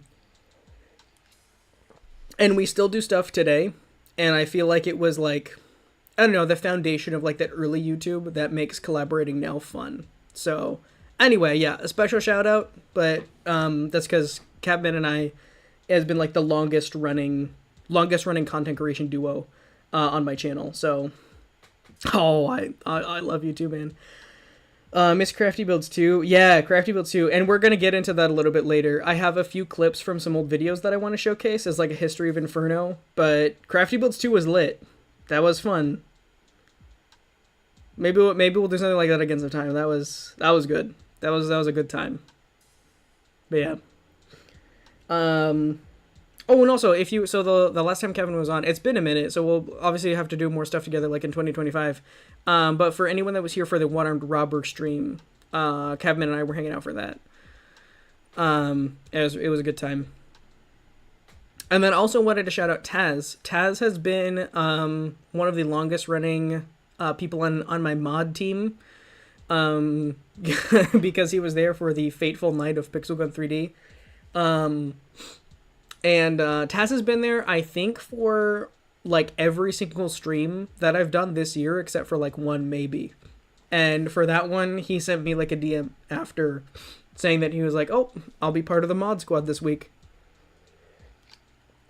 Oh, I need another drink of water, my gosh.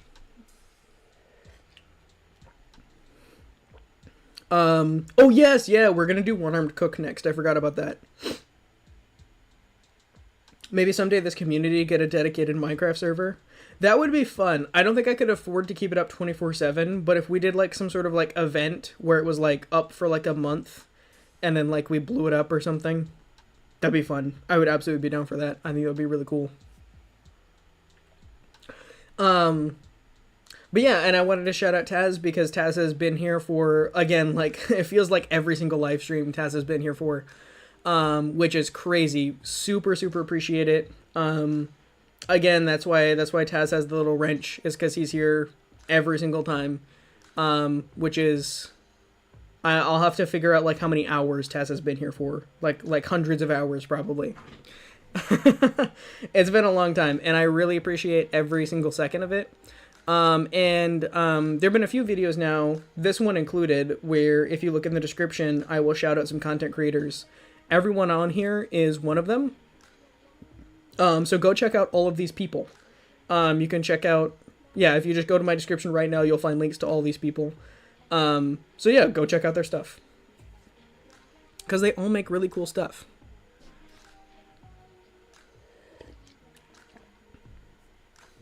Now that I have my water again, I feel like I need to like drink it constantly. All right. What do we have next? Oh yeah, admins and mods. So anyway, just a quick shout out to admins and mods team. It doesn't come up very often. We have been lucky to have a pretty wholesome community and not too many toxic people come in. But when difficult people do come into chat, it is rough. And when I am live and I don't see it right away, it really pays to have someone in chat who can take care of it for me. So this is the current admin and mob team right now. So we have Taz, Shinxie, Darkness, Wyvern, MathGeek, and Cavman. And they have all been very helpful. Oh, yay, me! Yeah. Like I said, pretty much everybody gets a shout out today. All of our regulars get a shout out at some point. So anyway, I want to thank you for all of the work that you have done, and I very hope will continue to do. To just help make this a great place to hang out and be, and make it just a place that is, Oh, you're not, oh yeah. I forgot to actually mod you in chat. You're modded on the Discord server. No, you're right. Hold on. I added you as, I forget that so I added you as mod on the Discord server, and I forgot that doesn't carry over into, YouTube. This, I think that works. I haven't done this in a while. Anyway, oh hey, Amorex, welcome. Take him off the list. You might want to mod my Kevin Warfare 4 account. Oh yeah, I can do that after. I can do that after.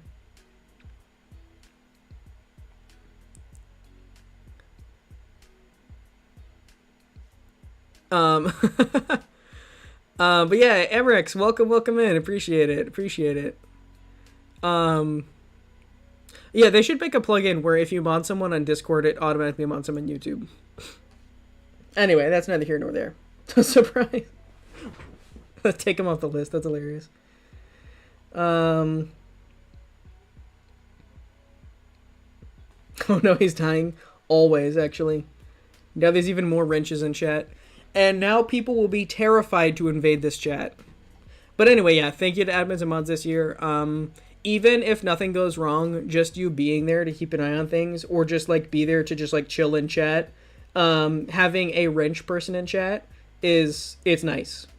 It's nice. We appreciate the wrenches. So thank you all for being here. And then I want to talk. So those are all like Inferno community. That's like what you see. I want to talk a little bit about some behind the scenes groups that I kind of like hang out with and collaborate with in some way. So I'm calling this the video and stream crew. These are just people that I have talked to recently in like the past like month or couple months about content. So like what the next video might be, what the next stream might be, you know, what I might be doing for the next couple of months. People that I bounce ideas back and forth off of. I want to say Darkness in particular. Darkness is the reason why, like, you guys get a calendar. I have been so behind on making calendars, and I forget to do, like, a monthly schedule. And the reason why there's been a monthly schedule for the last few months at all is, even if it's late, is because Darkness DMs me, like, 3 times. He's like, dude, where is that monthly schedule? And I'm like, you're right, I need to make a monthly schedule. And then I put it out. So that's the main way that Darkness helps. He's like, hey dude, what games do you play next month? Dude, make a monthly schedule. He's like my accountability guy. He makes sure that I get all my work done. And then Taz and Shinxie, I just bounce a lot of ideas off of on like, you know, hey, I'm thinking about doing this for a video. I'm thinking about doing this for a live stream. I feel like they're the two that I talk to the most when it comes to like just ideas that I have and things that I'm excited about, like, oh, I might go this direction next, and I can get just like a little bit of like feedback. Or if I want something to be a surprise, if there's something that I can work on but I'm too impulsive and I need to talk to somebody, then usually Taz and Shinxie, I'll go to them first. And then everybody else gets to actually enjoy it as a surprise after I spoil it for them. Thank you, Darkness, you're a real one. Yeah, absolutely. And then I want to talk about what I'm just going to call the game crew. I have been playing games like GTFO and other games with this crew for a year and a half, 2 years now. I just wanted to shout them out because there are a lot of games that I either hear about, I get exposure to, I get experience with. And it's really not strictly related to the channel. Like, this is just the group that oftentimes will just hop on, and like when we need a crew for a multiplayer game, there's like my go-to is Cavman, Math Geek, and Wyvern, right? But I feel like it does have like a positive effect on like the channel, because like the games that I play in these play sessions translate over to me having just more general like game like knowledge and experience. There's a lot of like game news that I hear about from like one of these 3 up here, and then I'll talk about it like on stream. So even though it's weird to say, because it's a game crew, right? Like I play games. I feel like it does improve the quality of the streams, even though you don't see this on stream. Somehow this is the only slide I'm not on. Oh, that's true. You almost had slide Monopoly. You were on like every single slide other than this. Next year you'll have slide Monopoly. You'll be on every single one. Has it been only a year or two? Only a year or two since we've had the GTFO group chat. If we're talking about crafty builds, it's been a lot longer, but I'm calling this like since we had the GTFO group chat. That's where I'm counting the beginning of this. Inferno, we're like a communal mogul mail. True, actually, yeah. Yeah, I don't have to watch Ludwig's mogul mail. I can just hang out with these guys and they'll just tell me what I need to know. This L, it is for me. Yeah, a real L when there's one slide out of like 8 that you're not on, and you're on all the other ones. Yeah, longer than that we've been doing crafty builds, but has it been longer since... Because, yeah, if we're counting it since crafty builds, it's been like 3-4 years. But it's been like a year and a half, 2 years if we're going to count like, the GTFO group chat, right? Because we started with GTFO, and then that feels like forever ago.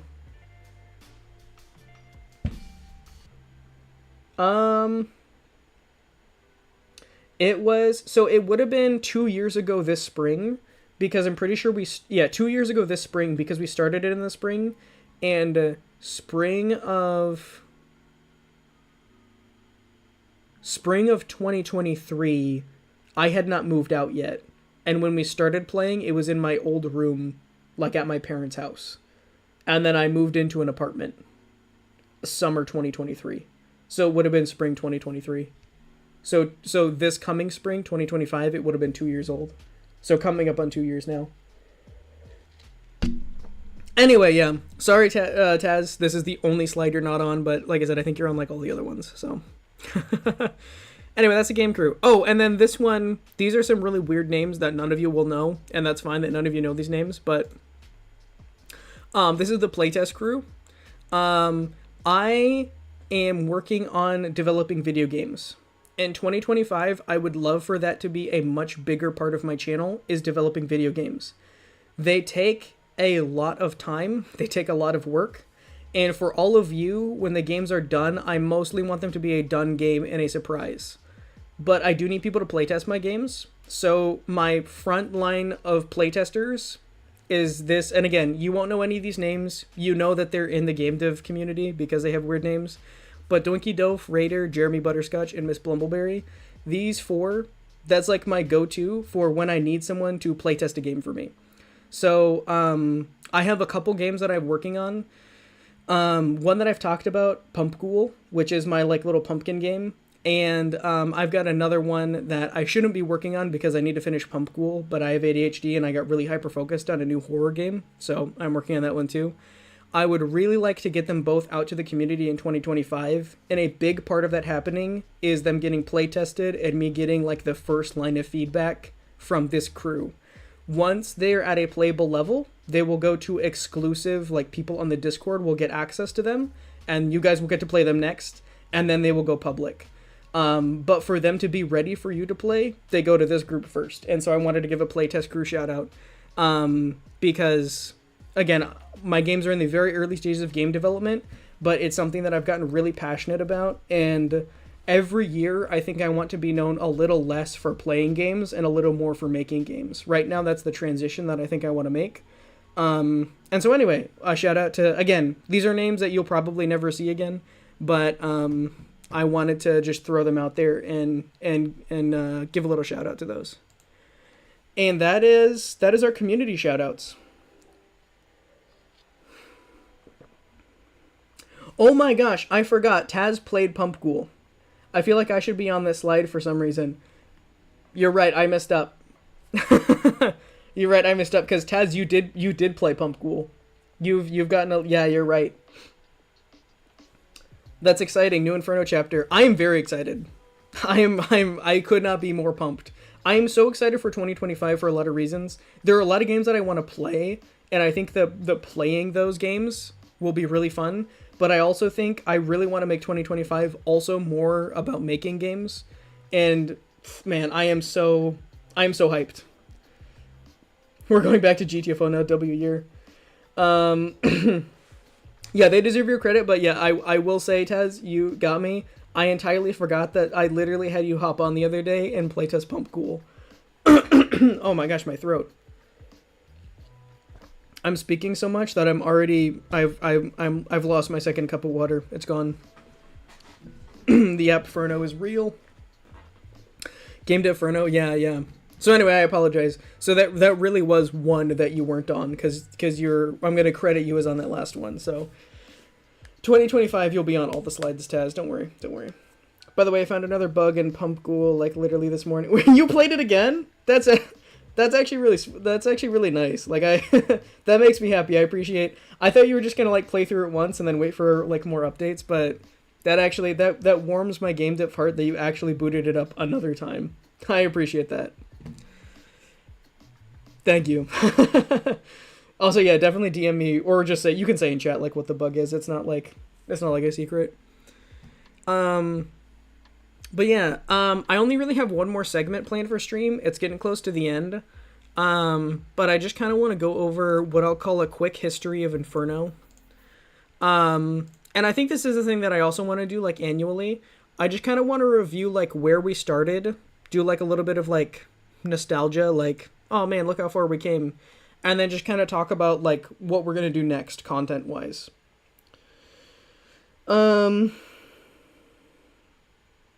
Your house must be broken because I thought your water usually refills itself. We're not even going to talk about that. No, I wanted to see if my phone could play it, and it can with a Bluetooth keyboard.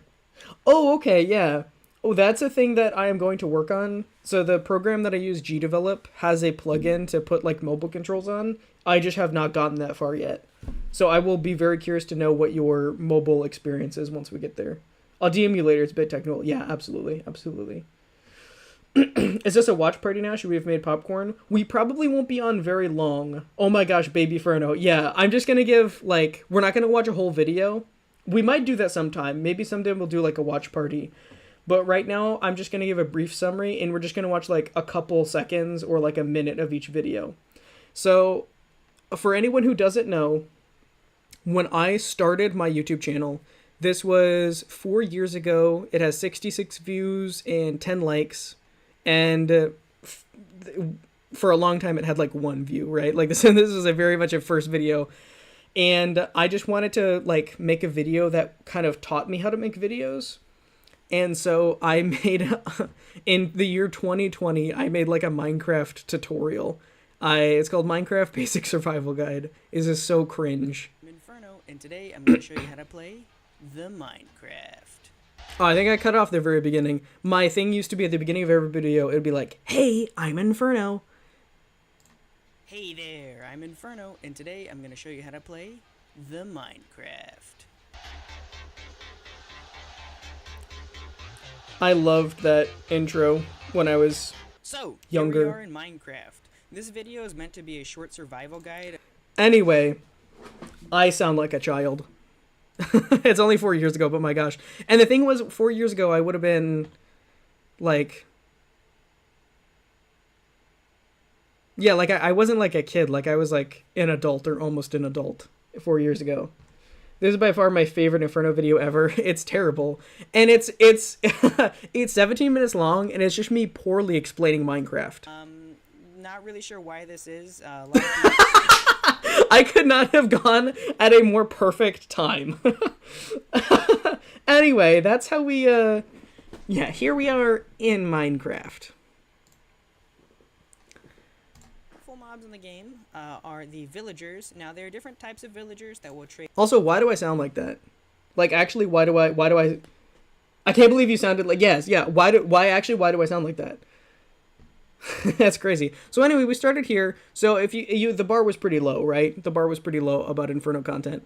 And yeah, can you believe, like, I just want to say like a shout out to anyone who was friends with me back then. That must have been rough. Like, looking back, I understand that was probably a rough time for you because I sounded like trade with you for different things. Yeah, it's terrible. It's terrible. It's awful. But it's, you know, it's a part of Inferno history, so we carry on.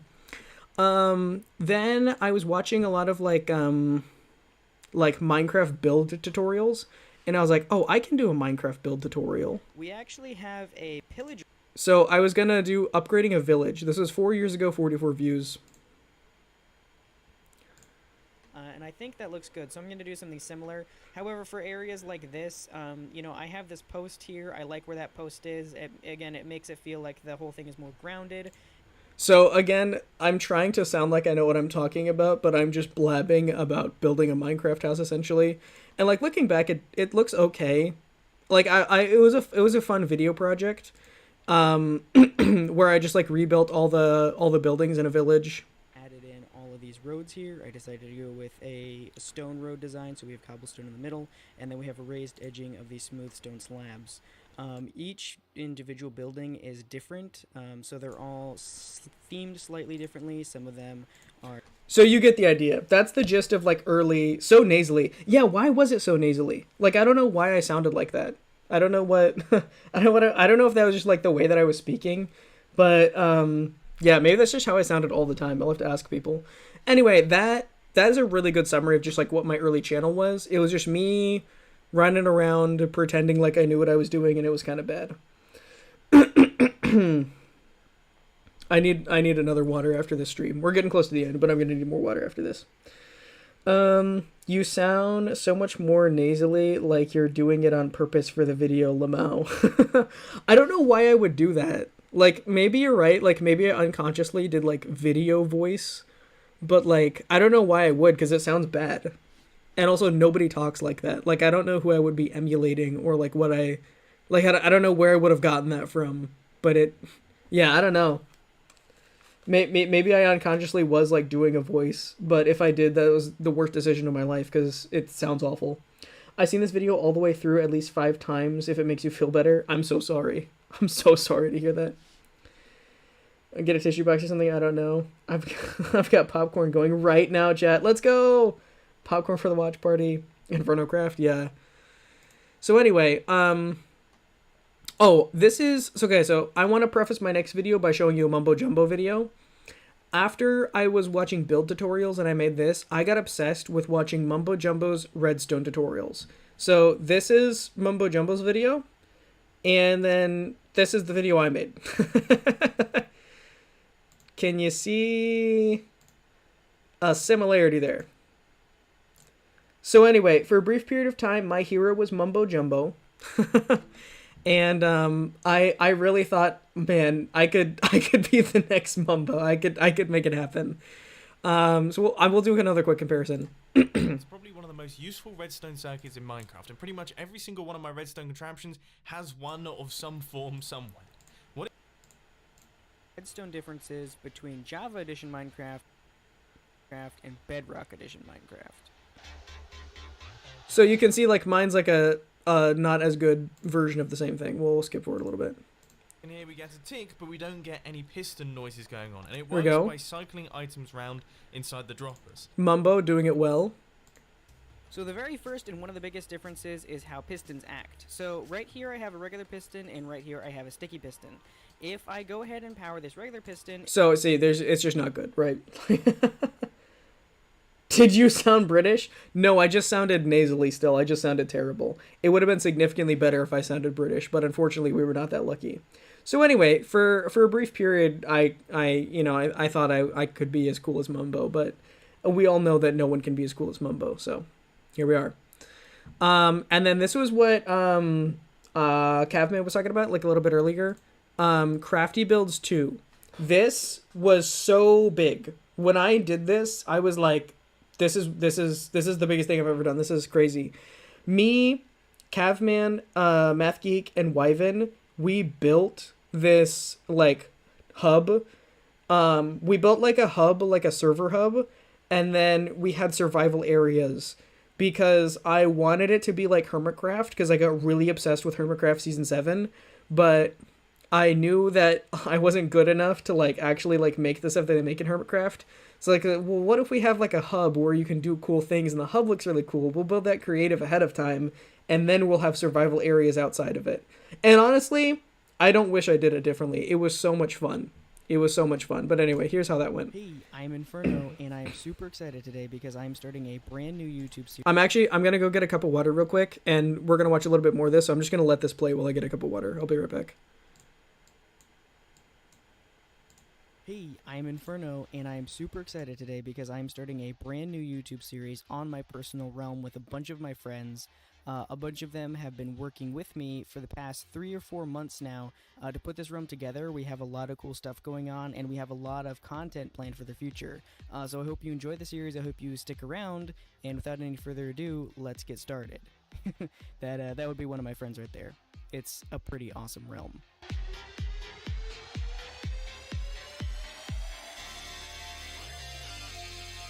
Alright, so here we are on the realm right now. There is a lot of complicated details going on because, like I said, we worked a really long time to put this together. So I'm just going to go over the basics right now. Essentially, we have these islands that are sort of in the middle of the map. Everything else around this is for survival play. And then here we have a specific... All right, I'm back. And I think that's about the right length for you to kind of get, like, the gist of it. And then after that... No, why is it playing an ad? You're not gonna advertise. No, am I getting ad for an ad blocker? How meta is that? subscribe button to see if you're still subscribed. And if you aren't subscribed, really appreciate it. If you are subscribed, make sure you hit it again so that you will stay subscribed. Oh, this is me and my friends were making fun of like the trend of like big YouTubers being like, don't forget to hit the subscribe button. Also, yeah, Cavman, Wyvin, you're in this video. You're in this part right here. Scroll down and check the subscribe button to see if you're still subscribed. And if you aren't subscribed, really appreciate it. If you are subscribed, make sure you hit it again so that you will stay subscribed. No. We don't. I don't think we need to do that. Oh my goodness, the trees look so cool. The trees look so cool right now. Anyway, so I still sound like an infant, but we run around, we do some survival stuff. I did a few different episodes of crafty builds. We played some cool games together. There's mic delay. Anyway, it was really fun. It was pretty. it was a good time, and I will say, even though like looking back, it's really like, oh, this is the first time I had like my next Minecraft skin too. That's a topic for another day. Even though it was like, it's kind of like cringe to like listen back to it. It's one of the things where like, this was really fun to do. I'm really like happy that I did it. Also, I realized I made this starting a Minecraft realm with friends as the title because that's what I was doing. It has 1,000 views, but I never counted this as like, oh, I got 1,000 views on a video, because I realized the way that I framed it is I think this video got pushed as a tutorial, and tutorials do really well for people looking up a quick answer to a question. So I think this was like 1,000 people who like clicked the beginning and then realized it wasn't a tutorial and clicked away. So technically this got 1,000 views, but like the rest of my series got like between 50 to 60 views of video. So anyway, this technically is like 1K, but as we talk about my progression, I don't really count that as a true 1K on a video. Oh yeah, and then we've got some episodes like this later. This was episode 5. My netherite. So yeah, I went netherite mining a few times. I think I've only really been netherite mining. Don't give me an ad. Like 3 times. But I did get a good bit of netherite right here. Does it show the time lapse? I had like a time lapse, I thought. Screen. Is that a skeleton? Anyway, I will put on screen some of the netherite mining I did. There we I know go. You guys hate it when content creators are like, oh, I did some off-camera mining. Just some mining off. Again, still very much trying to emulate Hermitcraft because those were my heroes at the time, and I sound a little babyish and a little nasally, but I feel like it's getting better. I feel like it's honestly getting a little better. Oh no, you get to hear me be cringe too? Yeah, I'm throwing everybody under the bus today. Bro was clickbaiting since day one. Dude, that was such a big disappointment to me because I was like, man, that's like...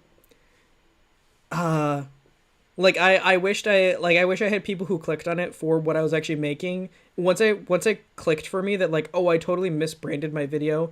And, like, it never occurred to me to, like, change the title. And that was, like, years ago. So, like, it's not, like, worth it now. But, yeah, it was actually, like, kind of sad for me, but... is that Mr. Beast in the bottom right? Oh, yeah, on these, like, you can see, like, the recommended videos on the side. I'm not signed in anywhere. So that's, like, a really good observation. So when you are... I have a browser open that I'm not signed in on. I'm viewing as a guest. I'm watching a Minecraft video, and the two things pushed is Minecraft and Mr. Beast. Which has nothing to do with Minecraft, but of course it's in the panel. So take that and do with that information what you will about what YouTube pushes. YouTube pushes Mr. Beast is what I'm saying. No matter what you are watching or whether you have or don't have a watch history, YouTube will push you Mr. Beast. But that's a conversation for another day. I did a little bit of Sky Wars. I did some videos like this. This is the thumbnail. My thumbnails were kind of bad. I had this font and I thought it was really good, and it was awful. Hello everybody, I am Inferno, and today we're playing Sky Wars. I have several other cool videos lined up, and some of them are much more... You guys are right on the money. It sounds like really nasally, and I don't know why that is. It sounds kind of terrible. I think I'm gonna try for that. I've been watching a few other people who are better at Sky Wars play it, and as far Oh, it's bad. It's bad in this video. gotta be hacks, that's gotta be an auto-clicker. Oh my gosh, it's awful. Why is it so bad in this video? Another corrupted game. Alright, since this is a corrupted game, everybody's gonna try hard. Okay, that's too much. We can't, it's it's too much cringe, Inferno. We're done. Anyway, I did a few one-off videos like this, but the main point I'm getting at is for a long time it was Minecraft, and it was kind of like directionless Minecraft, right? Like it was just kind of like whatever I thought about. The only coherent thing I had was the Crafty Build survival series. Until this video changed a lot for me. This was the first video where I got over 100 views, and this was like in a week. It was like 100 views in a week. I never saw numbers like that before, and it was for a video that I genuinely like worked hard on, and it was like people who like actually like wanted to see this video. It wasn't like I accidentally clickbaited or accidentally mismarketed a video. And I even had a piece of fan art from this video. But yeah, getting 100 views in a week, 19 likes was crazy at the time. 19 comments was crazy at the time. Hey, I am Inferno, and in this video, I invented a horror game in Minecraft. A lot less nasally. We're making progress already. So basically how the horror game worked is there was one guy called the Axeman, and he would run around a facility and try to hunt people with an axe. It was actually really scary to be one of the survivors running away from the Axeman. The only thing that I did wrong is I was so dumb, and I accidentally used infested bricks instead of regular bricks without realizing it. I just clicked on the wrong thing, and I didn't know that at the time that if you clicked on infested bricks, they just break, and it kind of broke the game a little bit, and I was really frustrated about it for a long time. But other than that, the game was fun. I've been here. Go away. No, I've been here too. Don't follow me. I'm trying to get away from you. Go away. Why are these all just dead ends? Inferno! I found it! Hey, go away. I'm staying here. Anyway, it was actually really fun. It was actually like a really fun game. Am I gonna get an ad? Oh, I think this is affecting me, man. Oh no. Oh no, I saw that. Were you people there? Anyway, it was fun. It was fun to play. It was actually kind of scary, and I felt like this was something like somewhat like original. Like I wasn't seeing a lot of other videos like this at the time, and I was like, oh, okay, I've made something cool. And many times I have thought about bringing this back. I actually had someone reach out to me and ask if we could like set up this game, and we had it in the works for a while, and then it just never like happened. This is something I would definitely come back to, and this is something that I actually thought was like cool. I would love to come back to something like this and not build it all out of the wrong block this time. That was fun. This video changed a lot for me as well. This was a big like milestone. Again, another one of my videos that actually broke like 100 views, which was huge for me. I was like, I mean, it still is. I'm not saying that I'm like, we'll frown at 100 views. That's still really good. But like at the time it was like, I didn't even know that was possible for my channel. This was the first time I did a commentary video. It was really commentary style. And, I'll just let it play.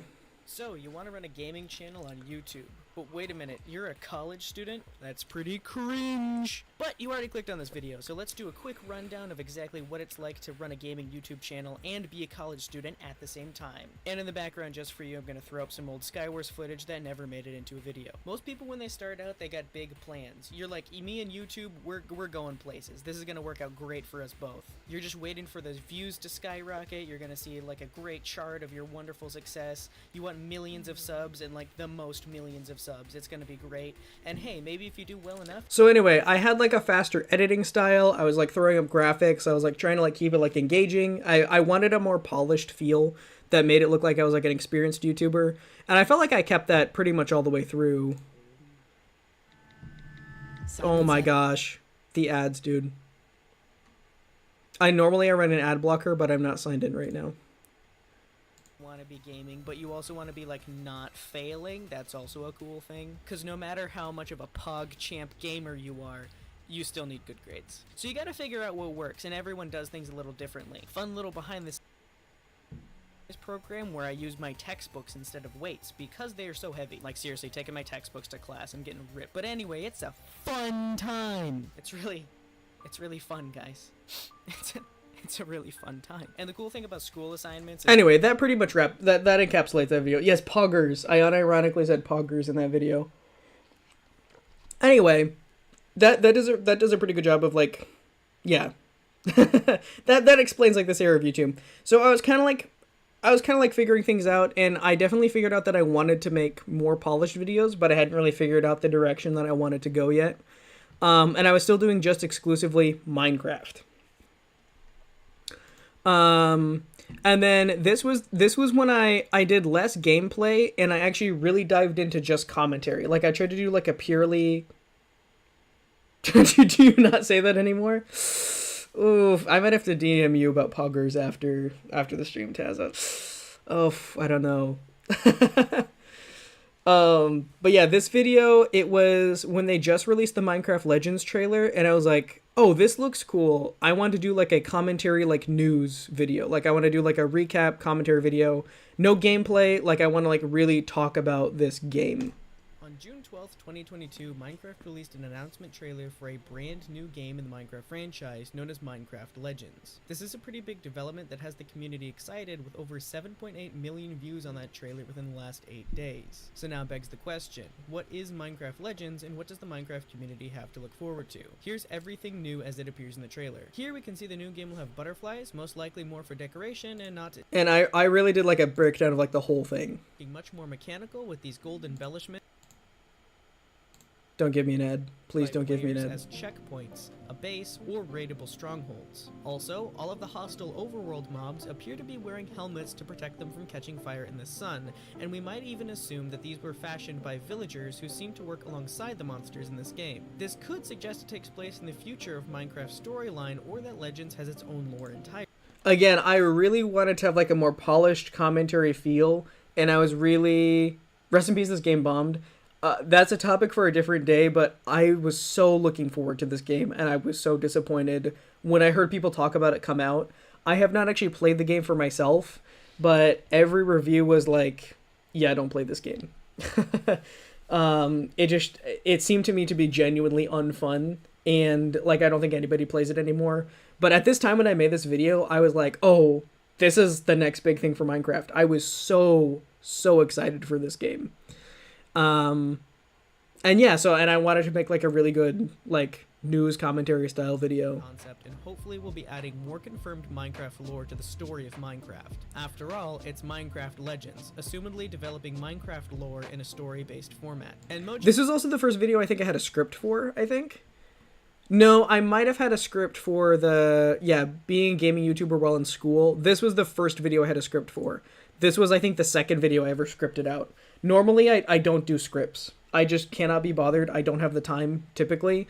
It takes, like, a special video to, like, do a script. But you can kind of hear me talking. Like, it's like, more, like, scripted out, right?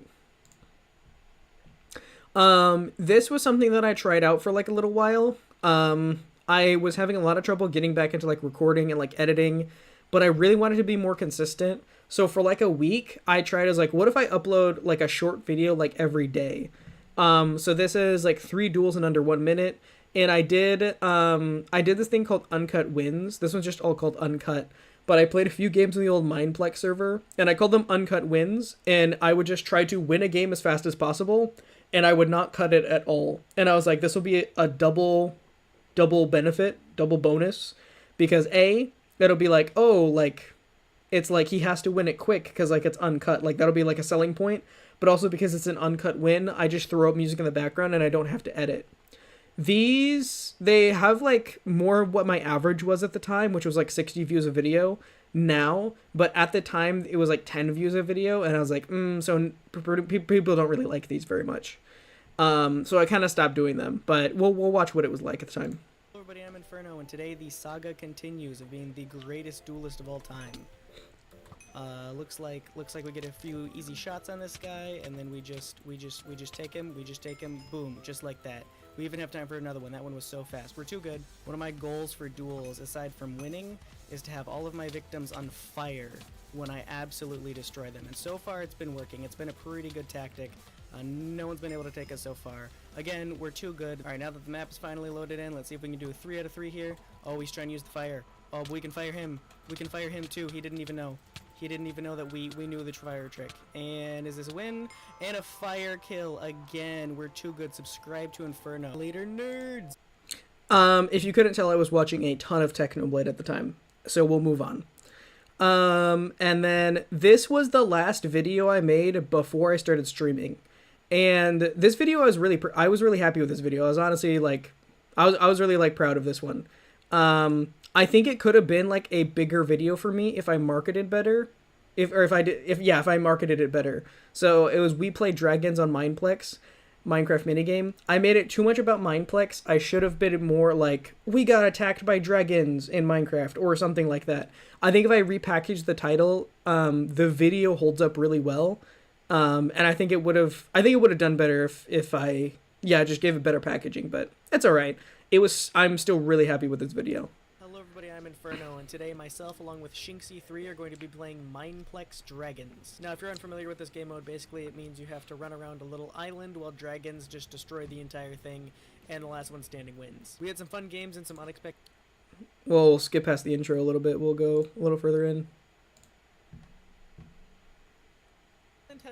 This map has another like floating structure, and it's just an island, but I don't think there's any way to get there, which is just a oh my gosh. Yeah. And we're fine. We are fine. We are doing a good job. To get to one of those floating. There's just no way. There's just no way though. I know, but like it's really tempting. I understand. You know. Oh. That was pretty impressive on my screen. I just saw you get like yanked like right off of my screen, and then sort of like rubber band back. And then one of the best endings to any of my videos ever. And like get up any higher because I'm afraid the dragons will just come in. Right. And like I will need my lead. Oh my gosh. Well, I stayed crouched and it seems to have paid off, so I'm just gonna stay crouched. Oh, you're just gonna hide from the dragons. Now, ladies and gentlemen, this is where the manga really starts to get intense. I opened my eyes wondering if I'd been defeated by this mighty dragon, or if the real dragon resided within me all along. Huh! Nailed it. Well, anyway, that's going to be the end of today's video, so until next time, later nerds. At the time, I was like, this is peak YouTube. Like I figured out YouTube endings or video endings. I was so happy with that. So happy at the time. No, not to say I'm not anymore, but like I was really excited. Like I was so happy to like upload that. And looking back on it, like I'm really happy with, like the little animation turned out. And I wanted to do more of that. I just haven't had the chance to. But that it is still peak. Thank you. I agree. I think that is still peak. Anyway, a video I was really proud of. This is the first video after I started streaming. I was a topical video because there was a resurgence in Battlefront 2. I was streaming Battlefront 2, and I wanted to really nail my video, but also like the packaging and thumbnail and everything. I wanted to really make it work. And this got like 200 views in a week or something. And then it later went on to get 700, and I didn't even realize it's getting close to like 800. And so this was so exciting for me. I was like, oh my gosh, people like this video. People like it. They're watching it. 24 likes, which is, anyway, I know this is like not like internet breaking numbers, but this was 8 months ago and is now so exciting because like it took a lot of trial and error to get here. And also this was a new kind of video for me. I had done all this Minecraft that I just showed you, and I was going to do a commentary Star Wars video, and I didn't know how it was going to turn out, and it went really well. And I'm genuinely really proud of this video. At this point in time, this was the best video I had done. This is Star Wars Battlefront 2, and this is Battlefront 2, and this is Battlefront 2. Star Wars Battlefront 2 has been through a lot of changes since 2005. I personally love the game. I've played it on PS2, the PS version, and the newer Classic Collection on both PC and Switch. Since I've already played way more hours than I should of this game, I'm comparing the graphics and a few basic gameplay changes across each version of Star Wars Battlefront 2. Oh, look at that The first animation. release of Star Wars Battlefront 2 was in The 2000 title, perfect. The middle is kind of like the same as, oh my gosh, the ads, man, the ads. I don't even get AdSense for this. As a side note, I'm only talking about the Battlefront 2 side of things, since that's the video topic. However, the Classic Collection... And let me pull it over to the very end.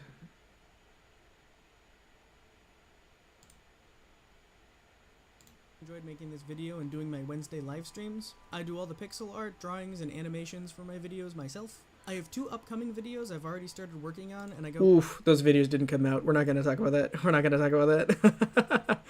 I have to the default clone trooper class in the older versions. But the point is, the game looks really good. But the last game we covered is actually a newer version. The Classic Collection is a 2020... Anyway, that's pretty much the recap of that. I was really happy with...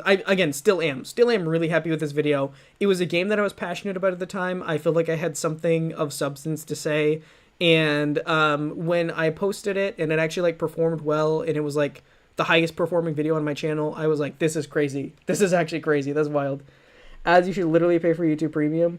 Well, since I'm just showcasing, I'm just like on like a guest, like I'm just in like guest mode. I'm not signed in. I'm just on like I'm not signed in on YouTube and I'm not signed in on the browser.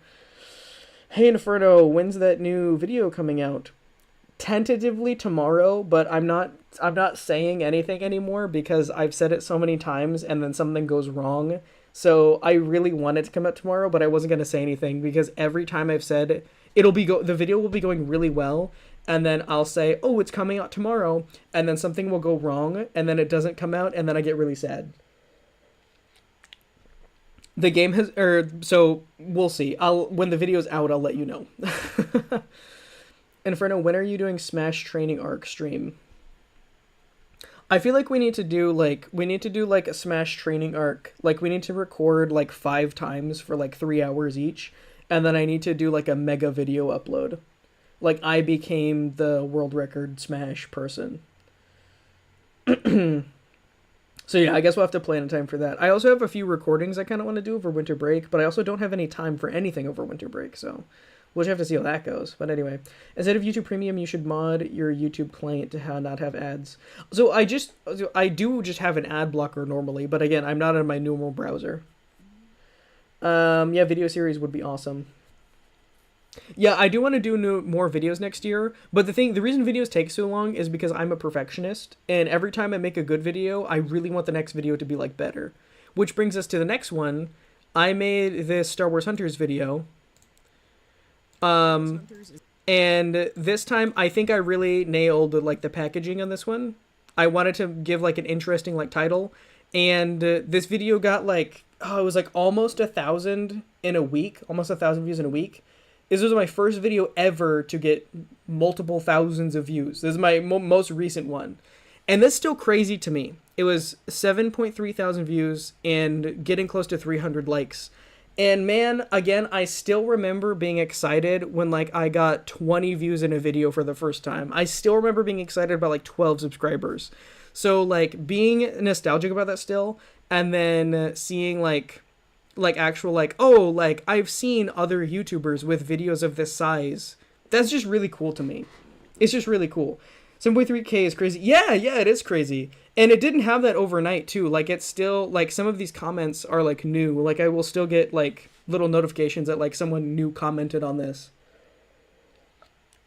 And this is legitimately 7.3 thousand views is legitimately part of the reason the new video is taking so long, is because it's like, man, that's a lot of people that might watch the next video. When I was making like these videos like way back in the day, 85 was actually crazy. Videos like this sat at like 20 views for like a long time. But when you had like 20 people or like 44 people watching your videos, the stress was like very low of like to impress. It's just like, I'm still experimenting here. And like, I know in the grand scheme of things, like people look at channels with like millions of views. 7.3 thousand isn't like a ton, but it's enough that it's like, oh man, there's actually people out there watching my stuff. So I want to make the next video really good. And so I'm being a real perfectionist about the video that has not come out yet, because I do want it to be good when it comes out, and I don't want it to be like rushed or anything. Even this video, there was actually some parts of this video that I did rush, and there was a few parts that I wanted to edit differently, but it was taking so long, and I just uploaded it. And I kind of just figured it would do not as good as this one. I was like, well, it won't be as good as the Battlefront video, but I'll just put it out. And then it got 7.3 thousand. Not only did it get 7.3 thousand, it got the attention of the pinned comment here on this video, Somewhat Awesome Games. I noticed, you can't see it here, but I noticed that they had like a check mark on their name. They don't have it here.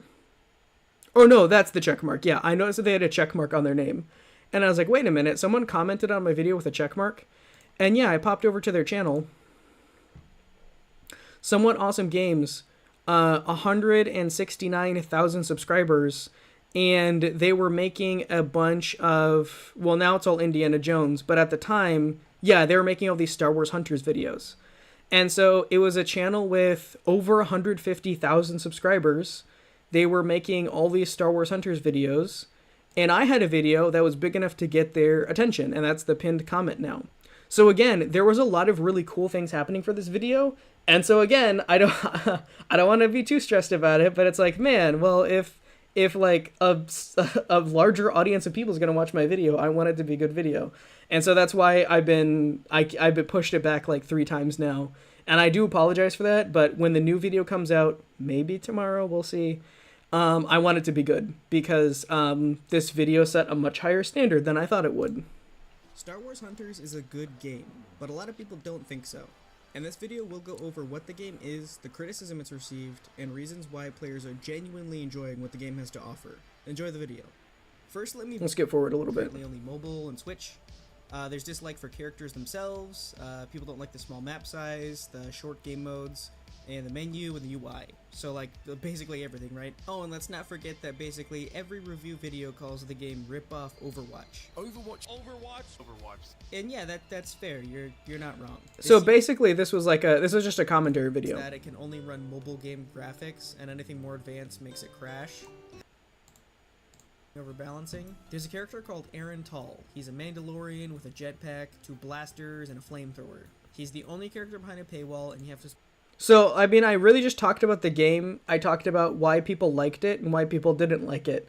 Also, the engagement in this was crazy. 177 comments. Now, granted, like, I replied to almost everybody because I just wanted to do that. So, like, half of those are my replies, right? Yeah, like, creator replied to, like, almost all these. There's a couple I still need to reply to. So, a lot of those comments are technically my replies. But even half of that, that's what, like, getting close to 90 comments, which is just so much more engagement than I've had on anything else. So anyway, and that's kind of where we sit right now. That's been the most recent thing on the channel, and we have come a super long way since this. So this is a farmer guy right here. So if I went to go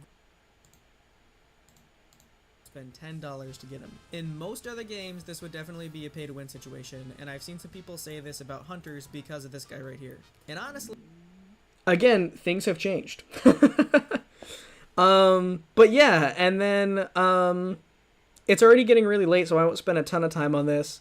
But going forward, like, obviously the next thing after this is like the next video, right? So yeah, another video coming out. So there's a farmer guy right here. I don't know why I sound so bad, dude. Sounds terrible. But yeah, so the next video coming out, believe it or not, it is technically a Minecraft video. There's like a twist. It's not just me playing Minecraft, but I went back to my roots, and the next video will be a Minecraft video, but it's not going to be like the other ones. It's going to be special. There's the Mandalorian. I love the emojis that you use for that. That is so perfect. So this is a farmer guy right here. There's a Mandalorian, the only character behind a paywall. That's so perfect. Oh man. But yeah, so yeah, we've got another video coming out. Again, hopefully tomorrow, should definitely be this year. And then things I'm excited about next year. I think I want to try some like just longer form like videos. Um,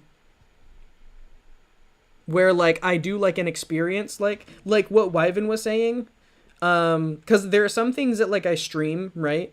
But I also want to have some videos that are maybe like between like 20 to 40 minutes long. That will definitely be a challenge to edit, but I've seen videos like that do really well, and I've seen people really enjoy those. So, yeah, if that's something that people are interested in, then I'll I'll do my best. I'll try to make one. Wyvern has offered before to come on stream and train me in Smash. So we might do some Smash Ultimate on stream and then do some recordings off stream and then do like a big like compilation. And it could be like, I was trained by Wyvern Smash Legend and went from bad to good at Smash or something like that. I think that would be like really fun to do some stuff like that.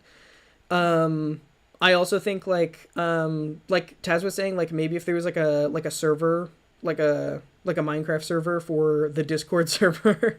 Minecraft server for the Discord server. Maybe there would be like an objective or something, or maybe it would be like in hardcore, so like everyone tries to survive as long as they can. I don't know, man. This has been a fun year, and I have never been more hyped for content creation and just doing fun stuff. And so I just want to see where the next year goes, and then if I'm not making videos or doing streams, I'm gonna be working on the video games. And I would love to release, even if it's just a demo, I would love to get a game out there and have a few people who haven't watched my stuff before play the game and be like, oh yeah, Inferno, oh, the guy who made that game. I would love for, because there's a few people who know me for YouTube now, right? I would love for there to be one person out there who knows me for game development as well. That's my goal. I would love to like make that happen. And so far, my engine of choice is GDevelop. I've been trying to get to kind of know the GDevelop community a little bit. I haven't actually talked to anyone. I've just been like watching the GDevelop videos, and I'm like in the Discord. So anyway, yeah, I don't have a lot of stuff specifically, but I'm just vaguely really, really excited for this next year. There's some really cool stuff I want to make. I think the quality of streams has legitimately gotten better every week, and I want to keep that up. I want to have really good streams this next year. I'm definitely going to prioritize quality over quantity, which also brings me to what Taz said. May have to outsource an editor if it's too hard to focus. That is something I might consider next year, because I would love to put more videos out, but I kind of want the videos to be like I'm afraid if I just try to crank them out, the quality will go down. And I would much rather them just be good quality videos than be I would much rather just have like nice good quality videos a couple times a year than have a bunch of videos that I rush. And if that means that I have to, I have to let my editing pride go a little bit and maybe ask someone to help out a little bit with editing for the sake of quality, then that's something I will consider. Because I know UTAS have offered, and then Darkness has also offered to help edit for me. There's a Fiverr editor that also works. Feel like I'd be a level 2 opponent on Smash since I've beaten you every time we played. That's true, yeah. So yeah, maybe that's what I'll do. I'll play a few friends in Smash, and they'll beat me, and then I'll train secretly with Wyvern, and we'll document it, and then I'll come back and I'll be better. That'll be the hero's journey. Slap an Instagram filter on the vid and call it a day. True. Oh, okay. One more thing. One thing I am genuinely thinking about doing for 2025 is multi-streaming. When I first heard about multi-streaming, it sounded really weird to me. I was like, who would want that? But I've heard more and more people recommend multi-streaming, and I'm kind of sold on it.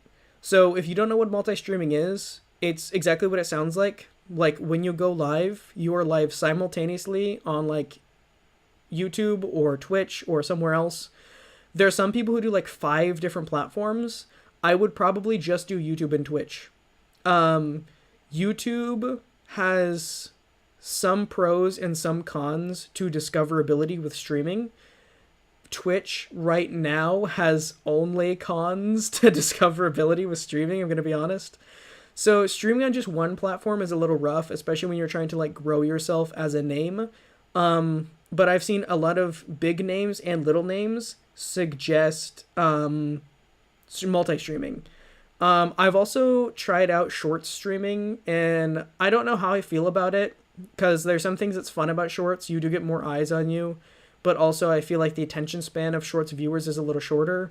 But I saw someone who was doing game development. They were making a game, which was really cool, and they were streaming to YouTube Shorts on the same channel, and they were streaming on Twitch. And I am planning to like kind of talk to them about that and ask them. Sorry, sorry, I need a drink. Ask them like what the pros and cons are to that. But in the very least, I think doing streaming on YouTube and Twitch would be fun. Because I know I'm a YouTube guy, but there are some people who strongly prefer Twitch chat. So if you like the Twitch chat experience better, we could try multi-streaming and you could jump over to Twitch. Also, like Taz said, we've got enough mods to cover YouTube and Twitch, which is the pro of having a lot of mods in chat right now, is that, you know, there's not a ton of people in chat, but a large portion of the people in chat are mods. So multi-streaming would probably be like fairly feasible. And if it doesn't work out, we can always go back to the way things were before. We don't lose anything by trying it out. So anyway, that's one thing that I'm thinking about trying out in the upcoming year. And who knows, I haven't planned out January yet, but the first stream of January might be multi-streamed.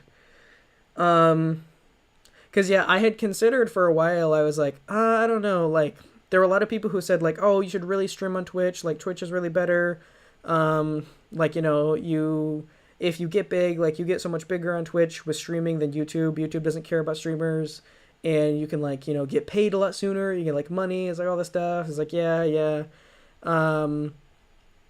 but I didn't want to abandon, like, the YouTube streaming, because I feel like I've worked really hard for, like, the YouTube streaming community, and now I'm really thinking of trying them both. I think it'll be fun.